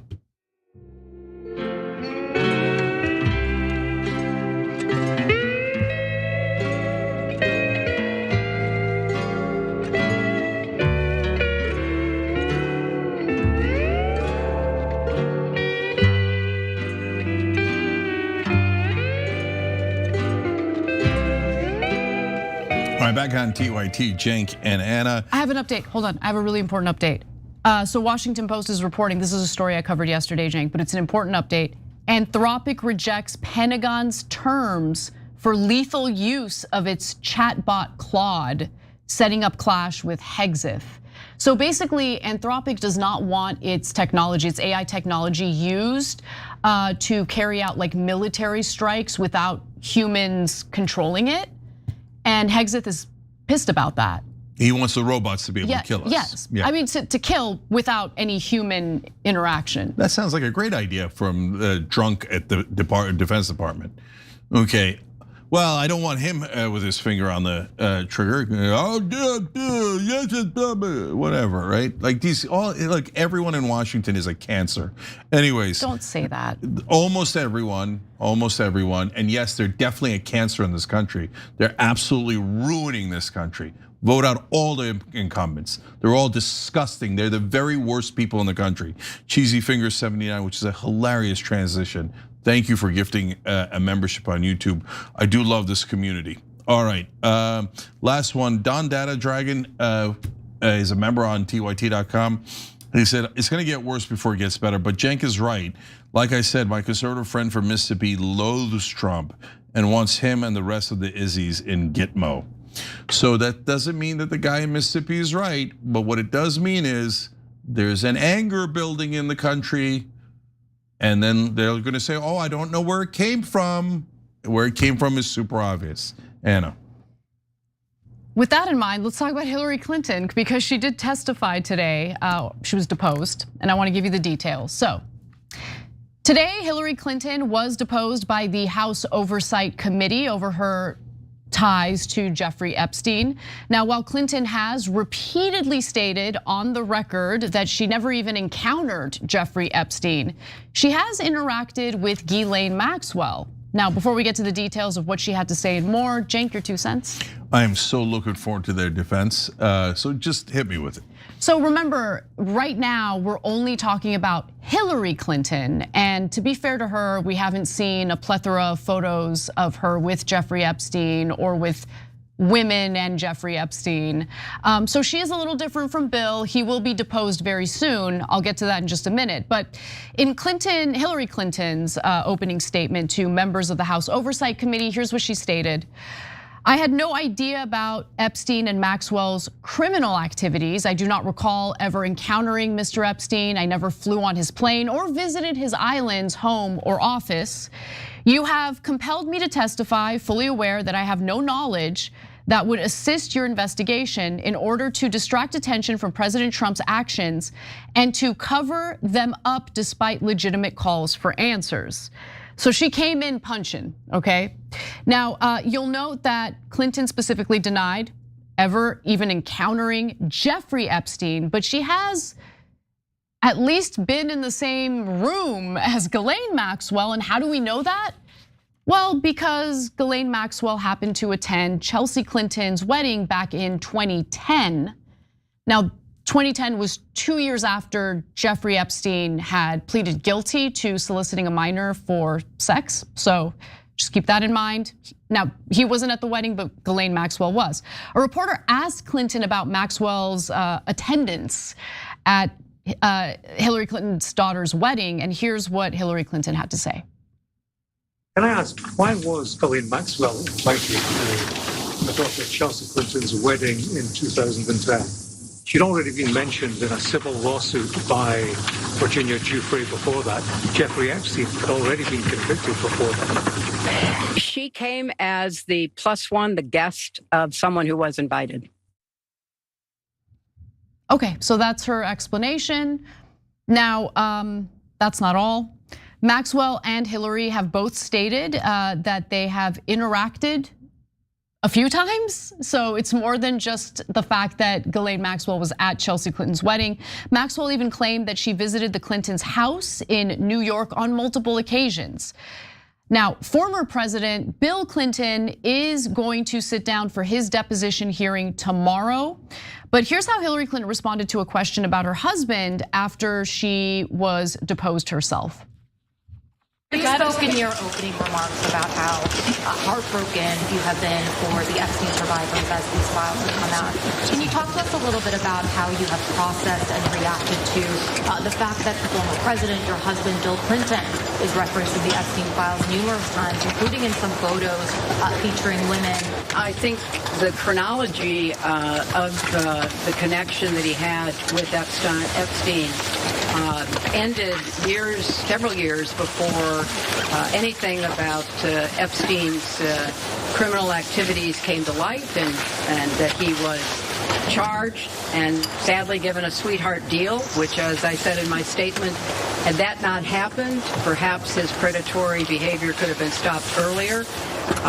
But I think it is fair to say that the vast majority of people who had contact with him before his criminal pleas in 2008 were like most people. They did not know what he was doing. Okay, that's fair. But the big question here is, how much did Bill Clinton know? And how much did you know about Jeffrey Epstein's criminality before the general public knew? Because she says, Bill ended his relationship with Epstein well before his criminality came to light to the public. Okay, but what did he know before the public knew, right? And look, to be fair, there are many photos of Bill Clinton partying with Jeffrey Epstein. So I'll just give you a few examples. Here's one. Now he might be totally innocent, Here's another one hanging out in a hot tub next to someone whose face is redacted. There's another one of a female putting their arm and him putting his arm around them, face is redacted. So obviously, there he is with Ghislaine Maxwell in a pool. Yep, there's just. I caught someone else in our B-roll that I want to show you guys in a second. Okay. So the B-roll we just showed, that's a technical term, guys. The video behind next to Anna. Let's roll that again. Put it next to my side, and I'll show you guys what happened. Okay, so that's Bill and Hillary, and I'm going to tell you the more important part of this story in a second. This, to me, Epstein and Ghislaine Maxwell are a prelude to what this is about. You hold it. You see it? Who's behind Bill Clinton right there? Miriam Adelson. Oh my gosh, good catch. Okay, so next to the MMA guy, she's got those distinct glasses that she wears. How did you catch? Okay. That's amazing. I totally missed that. Wow. You see, like it's all in the open. You just but no one ever showed it to you before, right? So who else were the Clintons associated with? They were associated with Haim Saban, who's an enormous supporter of Israel. Epstein was associated with enormous supporters of Israel. Who invited Ghislaine Maxwell? We don't know. That would be an interesting question. If she's a theoretical +1 and didn't get invited by the Clintons themselves, which I don't believe at all. But okay, then who was the +1? Who was she a +1 to? Okay, now get a load of this. I'm about to blow your mind. Okay, do you want to know the guy described as Epstein's best friend, Turge Rod Larsen? He's a Norwegian minister. In fact, Epstein left $10 million to his family in his will, okay? Guess what he put together? The Oslo Accords. So the Oslo Accords were set up by Epstein's best friend, and then Bill Clinton, connected to Epstein and Maxwell, told us, the Israelis gave him a great offer. And the Palestinians wouldn't accept it. I guess the Israelis are gonna have to butcher them for another 25, 26 years, and I guess they're gonna have to take more of their land. Oh golly gee, the Oslo Accords. By the way, American negotiators for the Oslo Accords have come out and said, it's not really true at all. Like the Israelis gave terrible offers. And we tried to get them to do the right thing and they wouldn't do it. But as far as the entire media knows, and they'll say it 1,000 times, the Israelis gave them what they wanted in Oslo, and it's all the Palestinians' fault. We had to enslave them because they wouldn't agree to the terms that we gave them for their own freedom, which was to take most of their land. Well, it's all their fault. But don't look at Epstein, don't look at Miriam Adelson, don't look at Ghislaine Maxwell, even though they were on all the pictures surrounding the Clintons and surrounding Trump and surrounding everyone in power. But don't believe your lying eyes. I hope they get Bill Clinton. I hope they put him in jail. If you're a Democrat and you're all broken up over that, I don't care at all, okay? If he did it. If he knew about these crimes, if he engaged in these crimes, yeah, he should be brought to justice, 100%. I want to go to one other angle of this story, do a little reset here because something interesting happened in the middle of this deposition today. So. And we'll be marching into the Bill and Hillary Clinton testimony today. I got little birdies on the inside right now that are texting and telling us what's going on. As I've been told by the committee, these will be taped. However, the members of Congress can live tweet. Members of Congress can send text messages to your boy and to all of us. Now this morning, Benny Johnson was bragging about his sources in the Hillary Clinton deposition hearing. But thanks to him, the hearing had to be paused for nearly an hour. Why? Well, because he posted these photos that were provided to him by Congresswoman Lauren Boebert. She really should have done this. So this gets leaked to Johnson by Congresswoman Boebert. And things didn't go so well. Both Boebert and Johnson have maintained that they did nothing wrong, but according to Axios and PBS, posting photos from inside the hearing is against House rules. A full video recording of Clinton's deposition will be uploaded after Clinton's attorneys review the footage. I think Benny Johnson's wrong about almost everything, but I don't see what he did is wrong. Lauren Boebert is definitely wrong, right? I don't know that the House rules apply to us. If someone sent me that picture, it's not like he got in trouble. Yeah. Did he get in trouble? No, but like people are saying like, oh, he might have violated the House rules. He's not in the House. No, he didn't do anything wrong. Right. Okay, she did something wrong. She's the one who violated the House rules. Look, as much as I disagree with Benny Johnson on honestly almost everything, in his capacity as a member of the media, he'd be crazy not to share those images, right? That's what you do. Something is leaked to you and then you share it with your audience or your readers. I mean, I don't really know what the value of those images are to begin with. Like, I learned nothing from those images, but nonetheless, like, it's Lauren Boebert who broke the rules here. You learn more from the image we just showed you a little earlier in the show of Miriam Adelson in the background as Bill Clinton's giving a speech. Wait, I thought she was a big Trump fan. Seems like they don't really care about Democrats or Republicans. There's only one thing they care about. And it's weird because in all the Epstein emails, he seems to care only about one country. It's the same country? Huh, what a coincidence that it all happens to be Israel. There was a lot hey, don't notice, if you notice, it's not their fault for pretending they're Democrats and Republicans depending on who's in charge. It's not their fault for flying Jonathan Pollard back on a private jet and give him a hero's welcome in Israel. The Adelsons did that.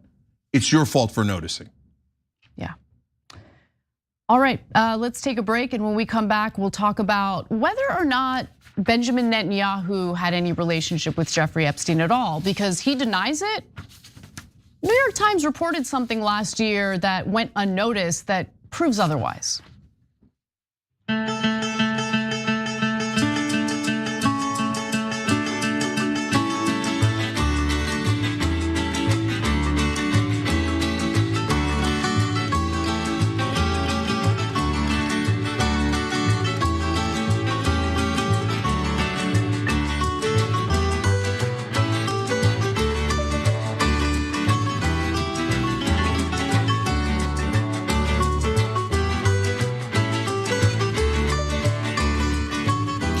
All right, Don Dada Dragon writes in on TYT.com. Didn't Bill Clinton get threatened by Israel, who was going to leak the Lewinsky story?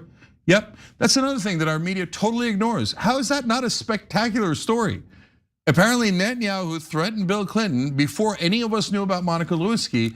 Hey, you better do as we tell you, otherwise we'll leak the Lewinsky tapes. How is that not a giant story? Our media is a joke. They're a national embarrassment. Okay, Elsbell says, yes, Anis. By the way, all Americans are anti-Semitic for finding out about that story. Elsbell says, yes, Anis, it's refreshing to see a local politician, Mamdani, who isn't constantly auditioning for a position on the national stage.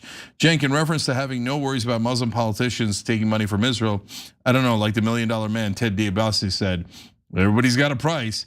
I don't know, of course, like I'm just kidding around, like Dr. Oz would probably do it in a second. So never trust people just based on ethnicity. Never hate people based on ethnicity. Actually listen to what they say and judge them for who they are, not what their group is, okay? Teddy Lucy Linda says, Hillary killed it today. Go ahead, judge me. No problem, right? Like that's not the issue. Like, yeah, she's throwing it back into the Republicans' face, their hypocrisy. She did a fine job with that. Jay Conrad 14 says, every accusation is a confession, and now referring to what Mark Levin said, does Israel have nuclear tipped weapons pointed at the US? I mean. By the way, no joke, again, you could see it on my timeline on X. Jonathan Pollard said that Israel has threatened the US with nukes before. And he said then they did what we told them. I mean, I don't know anybody would know better than Jonathan Pollard, right? And that's the one that Miriam Adelson and Sheldon Adelson gave a hero's welcome. Oh, sorry. Hero's welcome to Jonathan Pollard. They're contributing to all of our politicians. They're buying all of our politicians. Meanwhile, everybody who notices is an anti-Semite. Okay, Duff Talley says, I'm a Nigerian American from one of the 3 major tribes, and which are Christians. Because I agree with TYT about not letting them divide us and crazy attacks at Ilhan Omar. I've donated to her before. However, as I got another text from her campaign for donations, my response is, if you do an interview at TYT, I'll donate again. Okay, look, guys, the point isn't to do interviews with us, although I appreciate you so much. The point is, go on the shows, make a case, fight for what you believe in.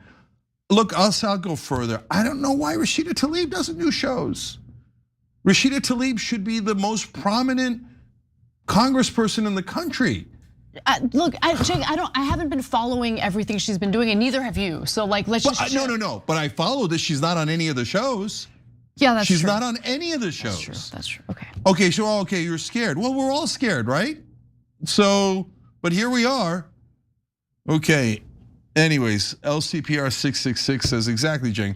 There should be thunderous opposition to this so that people don't think it's a foregone done deal. Smitten for Anna writes in, as a Pennsylvanian, I'm demoralized and humiliated to have been enthusiastic about Fetterman at one point, or else his brain is truly sick from medical illness, and I hope he heals. I guess we hope he heals. Cabbage, the majority of Congress is paid to want this war, and they are there for it. Yep.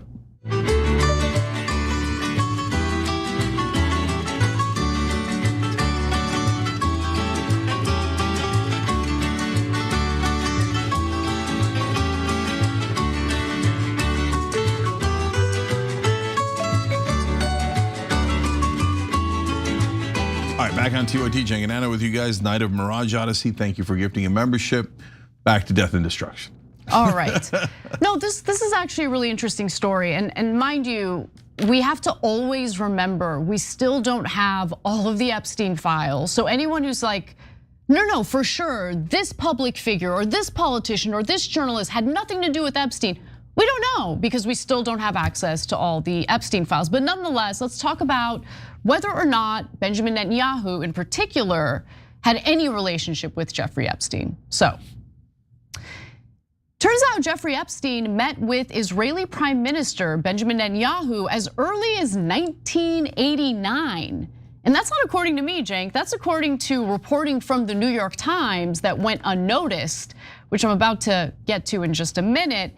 And that is relevant today because Netanyahu has repeatedly attacked his political opponent, Ehud Barak, for his association with Epstein, which was long running and wide ranging, certainly more so than we know about Netanyahu. But before we get to all those details, Cenk, your thoughts? Yeah, so Anna's gonna show you a couple of clear instances where Netanyahu and Epstein are working together. So that's very revealing. Then I wanna give you the broader context of how much Epstein worked with Israel, because it is overwhelming. All right, Anna. Now, I don't know how our producer, Taylor Ellis, found this article. It was published by the New York Times in December of last year, December 16th to be specific. It's titled, Screams, Schemes, Ruthless Cons, the Untold Story of How Jeffrey Epstein Got Rich. You did a Freudian slip there. You said screams, which I'm sure existed, but it was scams. Apologies, scams, not screams. I think I said screams because I'm screaming inside every day these days. But okay, so the report chronicles Epstein's rise to power, and it also downplayed Epstein's, ties and relationship with our own government, foreign governments, and intelligence services, because of course, it couldn't be true that Epstein had any ties to intelligence services. But nonetheless, in that very same report, we learned that as early as 1989, Epstein was meeting with foreign government officials, and one of them happened to be Benjamin Netanyahu. So in 1989, Netanyahu was a member of the Israeli Knesset. He was not prime minister yet. And he, as a member of the Likud party, he's always been a member of the Likud party. And as the Times reported in December of last year, Epstein began donating thousands to politicians and developing relationships with them. In 1989, Epstein accompanied Wayne Owens, a Democratic congressman from Utah, on a trip to the Middle East to explore ways to promote business ties between Israel and its neighbors. Now, Epstein apparently struck the participants of this meeting as out of his depth and bored. Dan Gordon, a screenwriter who was part of the entourage, says he warned Owens that Epstein was showing disrespect by his slovenly attire in meetings with Israel's Benjamin Netanyahu and Shimon Peres, and Saudi Arabia's crown prince at the time, the types of connections that Epstein would cultivate in the years ahead. One of Owens's aides, the Times writes, Michael Yeager, recalled Epstein boasting about his Indiana Jones-like pursuit of hidden assets and his close ties to Leslie Wexner. So look, that is the only mention of Benjamin Netanyahu in this New York Times piece. Taylor Ellis reached out to the Times to get a little more, elaboration, answer a few questions, but we have not heard back. Now, the report's authors have written at length about Jeffrey Epstein per our own research, but have yet to report in more detail on Epstein's meetings with Netanyahu. So I want to learn more about what was said in that meeting. Like, what did they talk about? None of that detail is in the New York Times piece. Now, later we learned that Epstein connected Netanyahu to JP Morgan Chase executives in 2011. So the Daily Beast actually reported the following in 2023. In March 2011, one JP Morgan employee wrote to JP Morgan executive Jess Staley and another high-level executive, quote, against all odds, we have been granted a meeting with Prime Minister Netanyahu. Staley forwarded the message to Epstein and wrote, thanks, to which the convicted sex offender replied, surprise, surprise. Now, I want to be very clear. We have not seen any evidence that Netanyahu engaged in any lascivious or shady sexual behavior or activity. The whole point of this is that Epstein did meet with Netanyahu, even though Netanyahu denies it. And what we do know for certain is that Epstein does have close ties with former Israeli Prime Minister Ehud Barak. Earlier this month, Netanyahu said the following.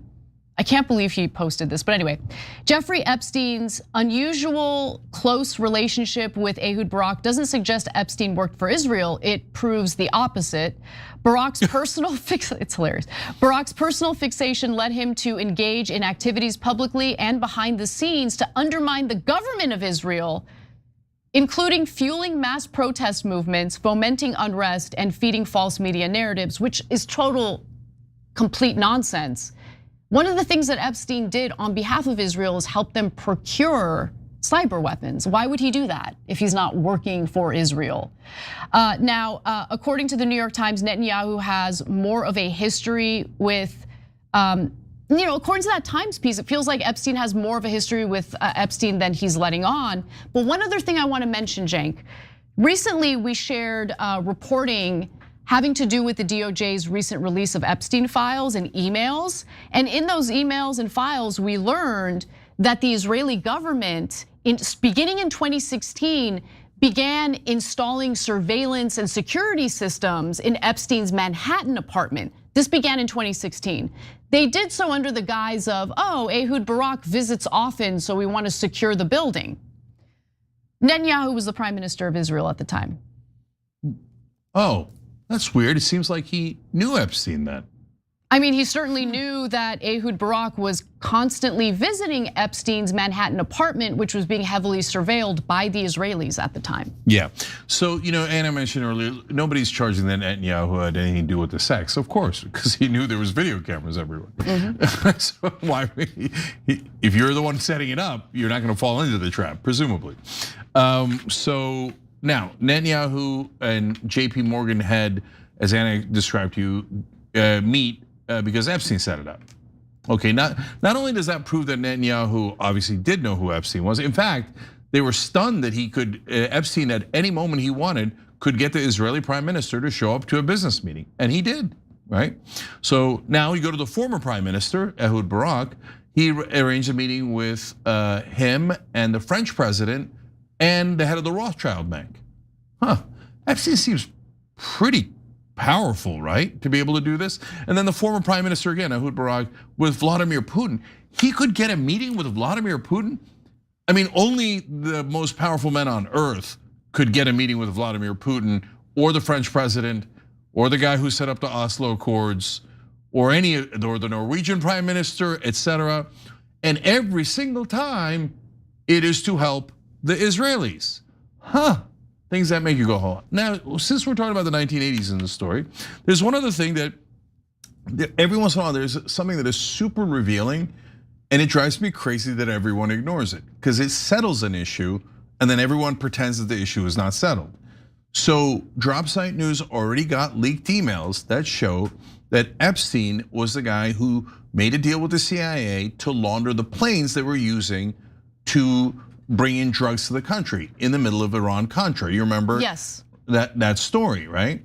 And they say Israeli intelligence was also involved in that operation, and we don't know what Israeli intelligence did other than maybe they laundered the planes. Oh, who laundered the planes? Oh, Jeffrey Epstein. Because he traded them out for, he bought them on behalf of Leslie Wexner yes. to use them for Victoria's Secrets and other products, and that's how you launder a plane. Oh, that plane, it didn't have drugs on it. That was Victoria's Secret's planes, right? So even if you say, hey, you know what, the part where he's Israeli intelligence in that particular story is not perfectly proven, that's true, okay? And we don't know exactly what Israeli intelligence there did definitively. But do we know that our intelligence, CIA, is aware of Jeffrey Epstein since the 1980s? Definitively, yes. There is no question at all. The CIA has been aware of Jeffrey Epstein. Absolutely. Since the 1980s. Benjamin Netanyahu has been aware of Jeffrey Epstein since the 1980s. And they have been doing these international deals throughout, including buying cyber weapons for, you'll never guess it, how did you know it was for Israel? But what's interesting, Anna, last thing is, New York Times does this story, and it has good details in it, good facts in it, right? Yeah. But somehow they can never connect the dots. I know, that stood out to me as well, right? And it seems like despite increasing evidence tying Jeffrey Epstein to the Israeli government dating back decades, you keep seeing reports from people who deny it, right? They're like, well, now that we have all these files, we're done. The proof is in the pudding. Epstein had no ties to Israel whatsoever. Now look, let me. It's hilarious. It's amazing. Now look, guys, I know it's partly like a semantic thing, but it does matter. It matters to be precise. So just yesterday, I was on a forum for Quincy Institute for Responsible Statecraft. Murtaza Hussein, who is a fantastic reporter for DropSite, was part of it. And look, he has been poring over these files and doing incredible reporting on it, so I trust him more than my own thoughts, right? And he doesn't actually think that Epstein was, part of the Israeli government. He was more a money launderer who was a hardcore Zionist who wanted to do work on behalf of Israel. So a lot of the work he did do was on behalf of Israel. But make no mistake, he was wheeling and dealing and making all sorts of weird international deals as like some rando, right? Like, so how did he find himself in that powerful position? There's still a lot of missing pieces to this story. So look, I struggle with that all the time, and I understand what he's saying, and he has an excellent case to make. And it could be that Epstein and all of his friends naturally just wanted to help Israel. That's why every transaction was to help Israel. That's actually slightly worse, because then it's not the Israelis, it's people that love Israel that live here. So that's really bad, and I don't want it to be that. That definitely exists here. Right, so I'm worried about that. But the other reason why I'm not positive that he's right, I understand, again, what he's saying, because you could try to help Israel in every way, and there's a lot of folks who just love Israel. And he was a supremacist. I mean, if you read the emails, the way he refers to non-Jewish people constantly, calling them, goy, goyim, this and that, and his friends, dare you say it, Ed? I know, but by the way, he's allowed to say it, but you're not. If you are a goy, you're not allowed to refer to yourself as that, okay? That's kind of like the reverse. That's very bad. It's kind of like the reverse of the N-word. Like black folks are allowed to say it, but non-blacks aren't allowed to say it. But in this case, if you're a G word, you're not allowed to say the G word. Please don't say G word. Please don't do that. Okay, but if you're a weirdo, this doesn't apply to all Jews at all. It doesn't even apply to the overwhelming majority of Jews at all, right? But these sick guys that were doing this, they use it left and right, and nobody has any issues with it. My best friend is Jewish. I've never heard her use that word once. Right. Never. Yeah. Okay, she's been my best friend since I was 16. Not once. I want to go back to the point Murtaza was making. So it's possible that the entire operation wasn't run by Israel, but the guy running it wanted to help Israel, right? So the operation helped Israel, even though Israel didn't necessarily sign on to it. And a good piece of evidence for that, by the way, is that the Israelis put in the surveillance cameras way later, right? As Anna told you, like 2016, right? So, and there's also the issue of, like the Rothschilds. No, don't get it twisted. He starts making a deal with the Rothschilds in 2013. So way after everything started, right? Okay, now having said that, there's cameras and they're recording the super rich and powerful. That's a classic honeypot operation. And honeypot operations are intelligence. Like, so, okay, but so you want me to think that a honeypot operation that our intelligence is perfectly aware of is not an intelligence operation? That's weird. So we don't know everything yet, but the things we do know is, yes, Epstein and all of his friends and allies were obsessed with helping Epstein. Yes, Epstein ran a terrible pedophile ring and did a lot of other illicit things.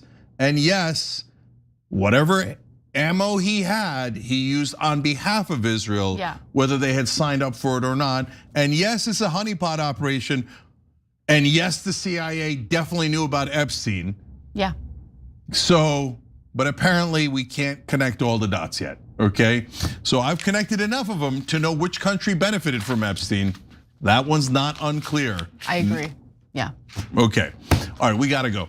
I got a great interview about corruption and how it's taking over the White House and all of Washington coming up next.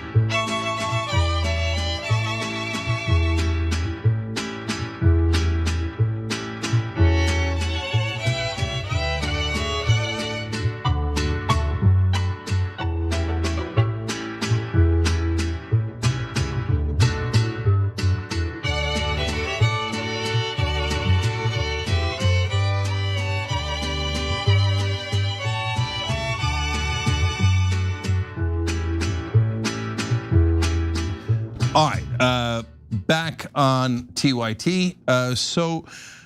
We're going to talk to somebody about corruption in a second. I'm just going to make a random note to start with. I really like the comments that everybody wrote in. So after the interview, I'm going to do a bonus episode for the members. I'll read some of your comments. You could also write questions to me in the bonus episode if you're a member, and I'll try to answer those questions, okay? Whether it's about news or anything else. Okay, but let's get started. All right, Brandon Ballou is the founder of Public Integrity Project. He was former special counsel at the US Department of Justice Antitrust Division. He's the author of Plunder, Private Equity's Plan to Pillage America. That's super interesting. And he had an opinion piece in the New York Times. It was actually great. It's called "One Man Stole $660 Million. He'll Never Pay It Back." All right, Brendan, welcome to the show. Thank you for having me. Yeah, no problem. So tell us about some of the folks that you wrote about, and corruption is a heavy charge, right? But so let's talk about the evidence. What evidence do we have? Let's start with the Bitcoin feller. So who is he, and what did he do? So Changpeng Zhao, known as CZ, was convicted or pled guilty to crimes related to his failure to stop money laundering, illicit transactions, terrorist financing on the crypto exchange Binance. He pled guilty and served 4 months in prison. Well, shortly thereafter, CZ and his company helped to facilitate a $2 billion transaction with a Middle Eastern sovereign wealth fund using the president's favored cryptocurrency USD1, which made the Trump family World Liberty Financial Company an enormous amount of money. Well, smash cut 2, shortly after there, CZ was pardoned by the president and was allowed to return to running his company.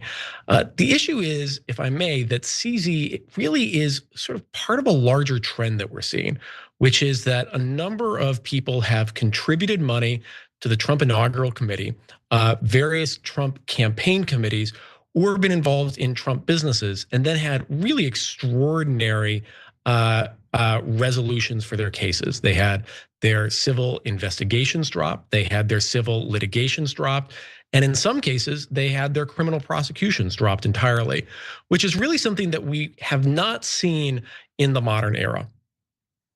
Yeah, so it's pretty brazen, but let's break it down a little bit. First of all, what was the fund that gave the $2 billion? I'm going to guess United Arab Emirates. Am I right?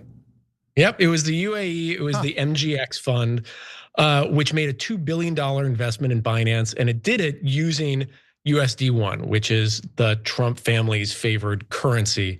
Binance, actually, the public reporting says, also actually operates the back end for USD1 itself. So it's not only just helping to facilitate this extremely lucrative transaction, it's actually providing the underlying infrastructure for it. Okay, Israel's favorite ally in the Middle East, interesting.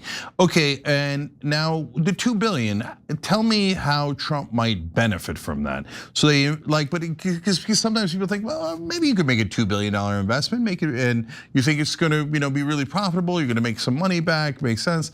So, okay, but what happens when they put the $2 billion into USD1? Yeah, so ordinarily you'd think if you're going to make an investment in something, you'd want to make an investment using an extremely stable currency, the euro, the pound, historically the US dollar.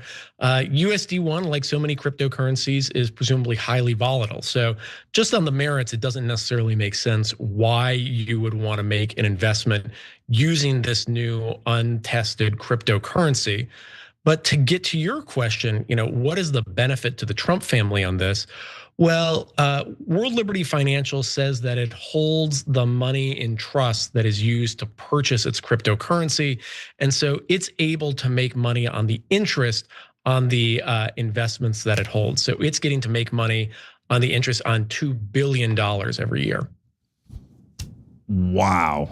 Okay, so wait, that's a lot of money. So if all they did was make 5%, which is a pretty low rate of return, especially these days in the market, because I hear the Dow's over 50,000. That would be, if I'm doing the math right, $100 million a year. I went to law school, not math school, so I hesitate to do anything off the top of my head, but it's certainly a lot of money. That is a ton of money. Okay, interesting. Okay, so they don't have to make any money. The Trump people don't have to use it for anything else. Just by holding the money, they're making at least $100 million a year. Okay, fascinating. Yeah, but that's probably not corruption, and I'm sure Trump's not affected by it. Okay, so let's go to Trevor Milton. Who is he? So Trevor Milton was the founder of a purported electric vehicle company called Nikola. Nikola was promising to do this sort of extraordinary thing, which is to build a fully electric power semi-truck. The problem was that the entire operation, as alleged by prosecutors and investors subsequently, was a house of cards. In fact, the truck didn't work. One of the videos that was used to demonstrate it on the road was allegedly forged by dragging the truck up to the top of a hill and just having it coast down, making it look like it was actually driving. The company fell apart, and Milton was convicted, I believe, on various charges of criminal security fraud. I'd need to check that. But he was sentenced to several years in prison, and prosecutors said that he was responsible for paying back $660 million to investors. Well, Milton donated a little less than $2 million. Milton and his family donated a little less than $2 million to various Trump-affiliated campaign organizations. Shortly thereafter, Milton was pardoned. And the practical effect here, I think, is important for your viewers to understand, which is not just that a person who was set to serve prison time wouldn't have to, but the $660 million the prosecutors said that he'd have to return to his victims, he would never have to repay that. So he got to walk away with an awful lot of money, it seems. Okay, now you already said that your expertise is not math, but so they gave $2 million, and then they're getting to keep $660 million. I think 2 is less than 660, isn't it? On that one, I'm confident, yes. Yeah, okay, interesting. So then if you have 660 million of illicit funds, now you could keep using that to pay off other politicians too, if you wanted to.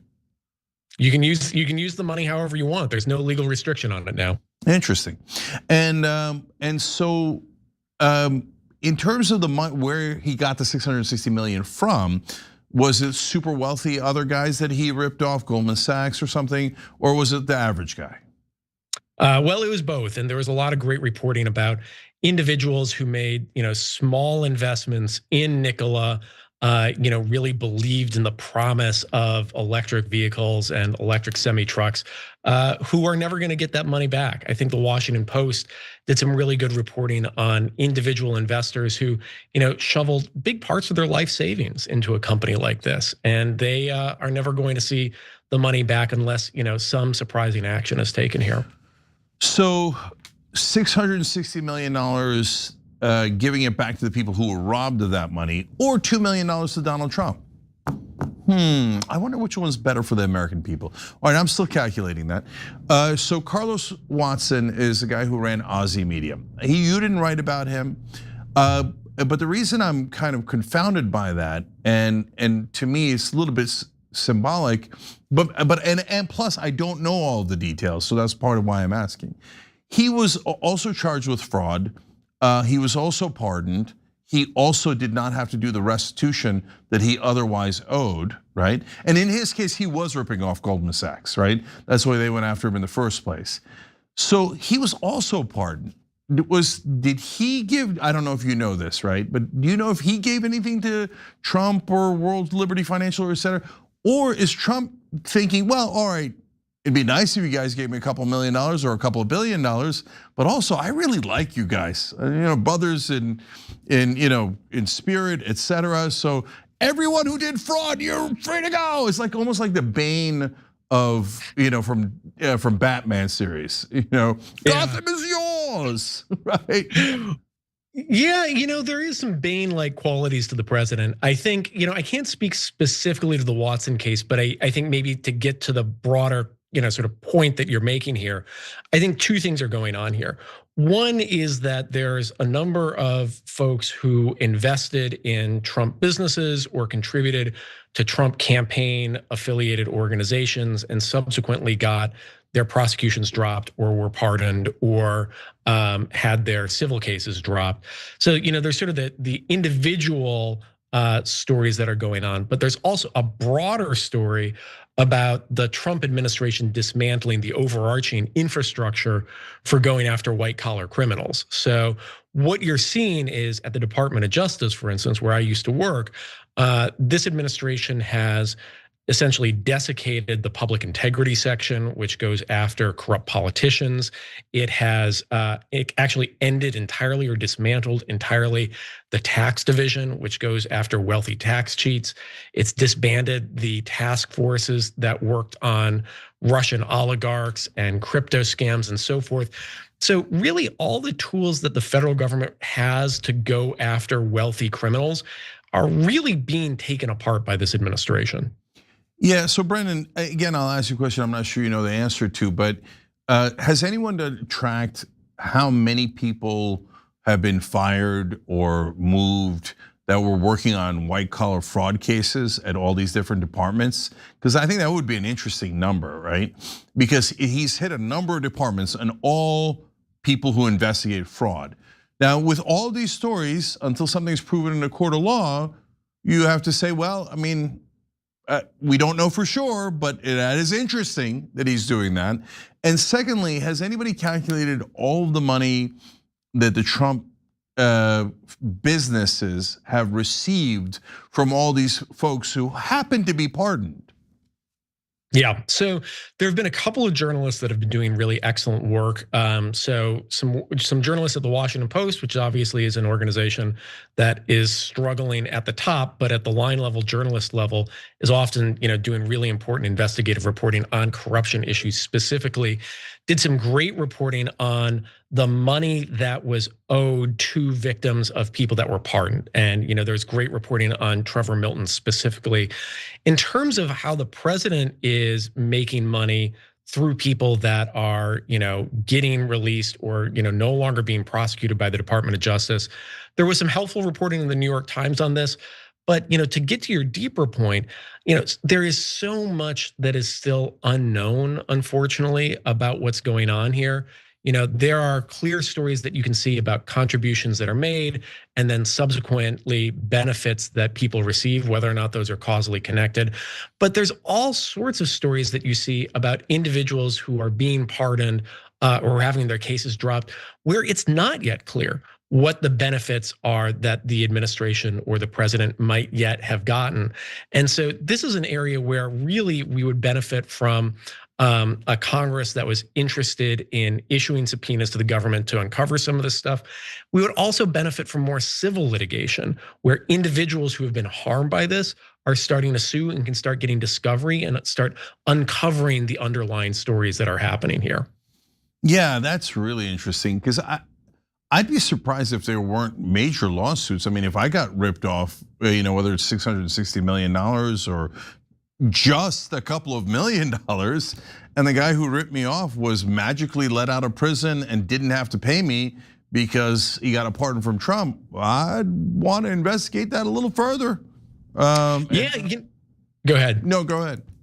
Well, I was just going to say, I think your instinct is exactly right. The challenge that we've got is, the law at the federal level really wasn't designed with the possibility that the federal government or the president himself would be deeply corrupt. And so a lot of the ordinary causes of action, you have to really be creative in understanding how they can be used to confront sort of the problems that we're seeing right now. To get to your $660 million that you mentioned, one of the challenges that you've got is, there's been a lot of case law developed around the president's preclusive pardon power. This idea that the president essentially has unlimited authority to issue pardons and then has this extra insulation through Trump v. United States, where the Supreme Court granted, broad immunity to the president. So, at first look, it's not obvious. Well, what's the way that you get at this through civil litigation? I will say though, I I think we're seeing work by really creative lawyers looking at the history of the pardon power to see, well, does that pardon power extend to the property interests that somebody has in that $660 million? In other words, can we point to case law from this century, from centuries before, that says, sure, the president might have the power to pardon who he wants, but that doesn't mean that the obligations that these perpetrators have to their victims goes away. And so what I'm hoping is that we see in this month, in the coming months, cases like that bring creative theories about how people can be held accountable. So again, a question I'm not sure you know the answer to, and I don't know the answer, but when Donald Trump leaves office, can he be sued civilly and his family sued civilly by someone, let's say, who was ripped off by Binance, right? And they say, well, I lost a lot of money from these guys. And then it looks like the Trump family was enriched and they could do, obviously a discovery in a civil lawsuit. Oh, look, we now know the interest rate. And it turns out Cenk was wrong. It wasn't 5%. It was 12% one year, 9% another year, et cetera. Oh my God, that's $500 million. And it looks like you have my money that got ripped off. So could they get sued after Trump leaves office? Well, the good news is we don't actually have to wait until Trump leaves office. So you're right that the president is generally immune from civil liability while he's in office, and after he leaves, the folks that have been scammed by businesses that he pardoned could sue the president specifically. The good news is there's a whole lot of vehicles that don't have that immunity right now. So let's say you wanted to bring a suit, a cryptocurrency company, gives enormous favors to the president then pardons people affiliated with him.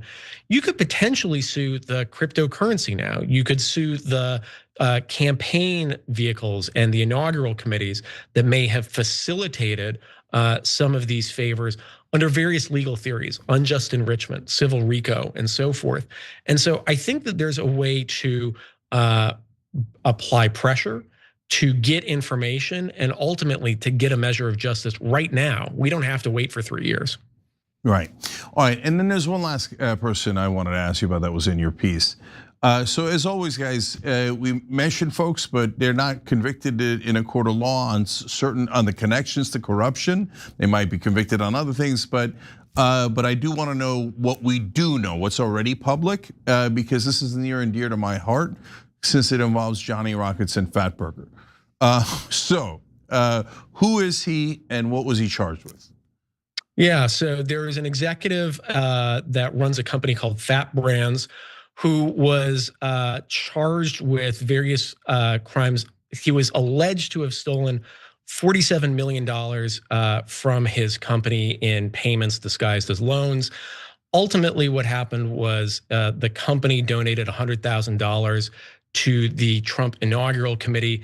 And not only was the prosecution against this executive dropped, but the prosecutor on his case, as reported by NBC, was personally fired by a official in the White House, which is a pretty extraordinary, I think perhaps unprecedented move for a White House official to individually fire a career or line level prosecutor. Now, you're being careful, I'll be careful too. That's not an allegation of a crime. It's not even an allegation of causality, but it is pretty extraordinary what happened to this case and what the White House did to it. Yeah, so we don't know that he took that money because the charges were dropped. Yeah, so we don't know. Yeah, and the charges happened to be dropped because the prosecutor who was pursuing them was fired. And it could be that someone at the White House was like, you know what? I just don't like this prosecutor for other reasons. It's certainly possible. I would be surprised that anybody at the White House would know a line level prosecutor. As a former line level prosecutor myself, I can assure you nobody at the White House knew or cared about me. Interesting. So look, that of course concerns me because you'll take that Johnny Rockets burger from my cold dead hand. But it's apparently there's a lot of things that are afoot, and the courts should decide this. The folks should be able to pursue civil charges. The government should be able to pursue criminal charges. Even if the government knocks down the criminal charges and we never get to find out, There are civil issues and litigation that could potentially get us some answers, and that would be really helpful. So final thing though, Brennan, is, and this is a good piece, this is an opinion piece in the New York Times. I often criticize the New York Times, but here's an excellent editorial within the New York Times. So give them credit where credit is due. Check it out when you get a chance. And we'll put the link down below if you're watching this on any of the platforms where we publish this. You check it out in the description box. Okay, so Brandon, last thing is, look, my thesis for the last 20 years on this show has been that Washington is completely corrupt and campaign contributions are just legalized bribes. And like, it's not like, oh, at the big pharma, Pfizer's like, oh, you know what? I wonder what's best for the American people, right? No, they want to make sure that you can't negotiate drug prices, right? And I wonder if we got so used to that type of corruption that Trump and the others were like, well, I guess there are no rules, and the media doesn't really say much about that kind of corruption. We don't really talk about it in the context of elections. Oh, that guy's corrupt because he took a lot of money from Pfizer and ExxonMobil and Lockheed Martin. We don't talk about it when it comes to legislation. Oh no, we can't negotiate drug prices because they thought it was the best thing for America. No, they all took money. They're all crooks in my opinion, and that they screwed us, and they screwed us on behalf of their donors. And so in a sense, you could say Trump and his family thought, well, the corruption is the law of the land here. And so what do you want me to do? I mean, you guys are all taking money by the barrel full, so this time I'll just take it and put it in my pocket. Yeah, no, I completely understand that sort of line of reasoning. And I think one of the most horrifying things that we have in American law is that so many things that would be considered criminal or considered bribery in other countries are explicitly legal here. And I think certainly, the very nature of our democracy has changed profoundly since Citizens United and the enormous amount of money that flooded into our politics since then. Not to say that there wasn't way too much money before then. So I do think that there is an enormous amount of what you would call legalized corruption in the United States, and that makes it extraordinarily hard to have a functioning democracy. I will say though that and I'm not sure that this is what you're implying, but oftentimes I sometimes hear the idea that the Trump administration is essentially just a louder version of what already existed. And I understand that instinct, but I will say that why I think that it's important to distinguish this moment is twofold. One is that I think the corruption that we are seeing in the present moment is in many ways qualitatively different, in that the legalized corruption that you see in the United States, by and large, overwhelmingly is used to advance individuals' political careers. That's extraordinarily distasteful. It's corrosive to our democracy, but it generally means that the money is going towards campaigns and to political advocacy. I think what's relatively new here, and again, there were exceptions in the past, but what is relatively new here is the broad extent to which corruption seems to be being used to personally enrich government officials. So not even being used for political advocacy purposes, but just to make individual people richer and to make people immediately allied to this administration better off. And I think that really takes us into sort of illiberal government territory, which is extraordinarily concerning. But let me just kind of end with a hopeful message here, which is, if we think of this moment as somewhat historically unique, it means that, probably the closest analogy is something like the Gilded Age at the end of the 19th century. That's an era of, enormous corporate power, of, declining democracy in the United States. But it's also a moment that we actually overcame. It was replaced by the populist and progressive movements, this extraordinary flowering of antitrust, the progressive income tax, suffrage, the first environmental laws and so forth. And so I like to think that this moment is in some ways unique, in some ways similar to what we experienced a century ago. And if we overcame that a century ago, perhaps we can overcome it now. Yeah, I couldn't agree more actually, and I think that this country is soon going to be in a rage over all of this corruption, and that there's going to be a new movement. And I just want to clarify one last thing is before we leave for the audience. See, there are layers, guys. There's campaign contributions, and I think that those are legalized bribes, but they are legal at this point, and they don't go straight into your pocket. They get used for your campaign, but you get famous, you get status, you get a lot of privileges. Then you get to revolving door and many other forms of corruption that does go into your pocket, but at a later time. Instead of the Supreme Court has legalized now some forms of corruption that's plain bribery. They say if you do it after the fact, that's okay, which is stunning, right? And then finally you get to outright bribery. And that used to be illegal. Bob Menendez with the gold bars and the money coming out of his pockets, busted, and rightfully so, right? It appears that Trump is doing that last version. Although all of it is terrible, that is a different level. But at the same time, I would say, Brendan, that that system of corruption became so normalized that it enabled the type of corruption that Bob Menendez and Donald Trump are doing. I think that makes a lot of sense. Yeah. Yeah. All right. Brendan, not only check out his piece at the New York Times, again, the link's below, but also check out Public Integrity Project that he's the founder of. Thank you so much for joining us. We really appreciate it. Thank you. All right. All right, guys, so we're gonna take a quick break. We're gonna come back for the members. I'm gonna read some of your comments from the show.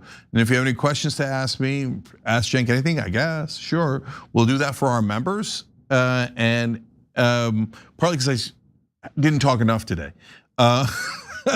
No, seriously, I wanna read some of your brilliant comments and I wanna respond to them. So let's do that after the break. If you are not a member yet, hit the join button below on YouTube or tyt.com/join and I'll see you there.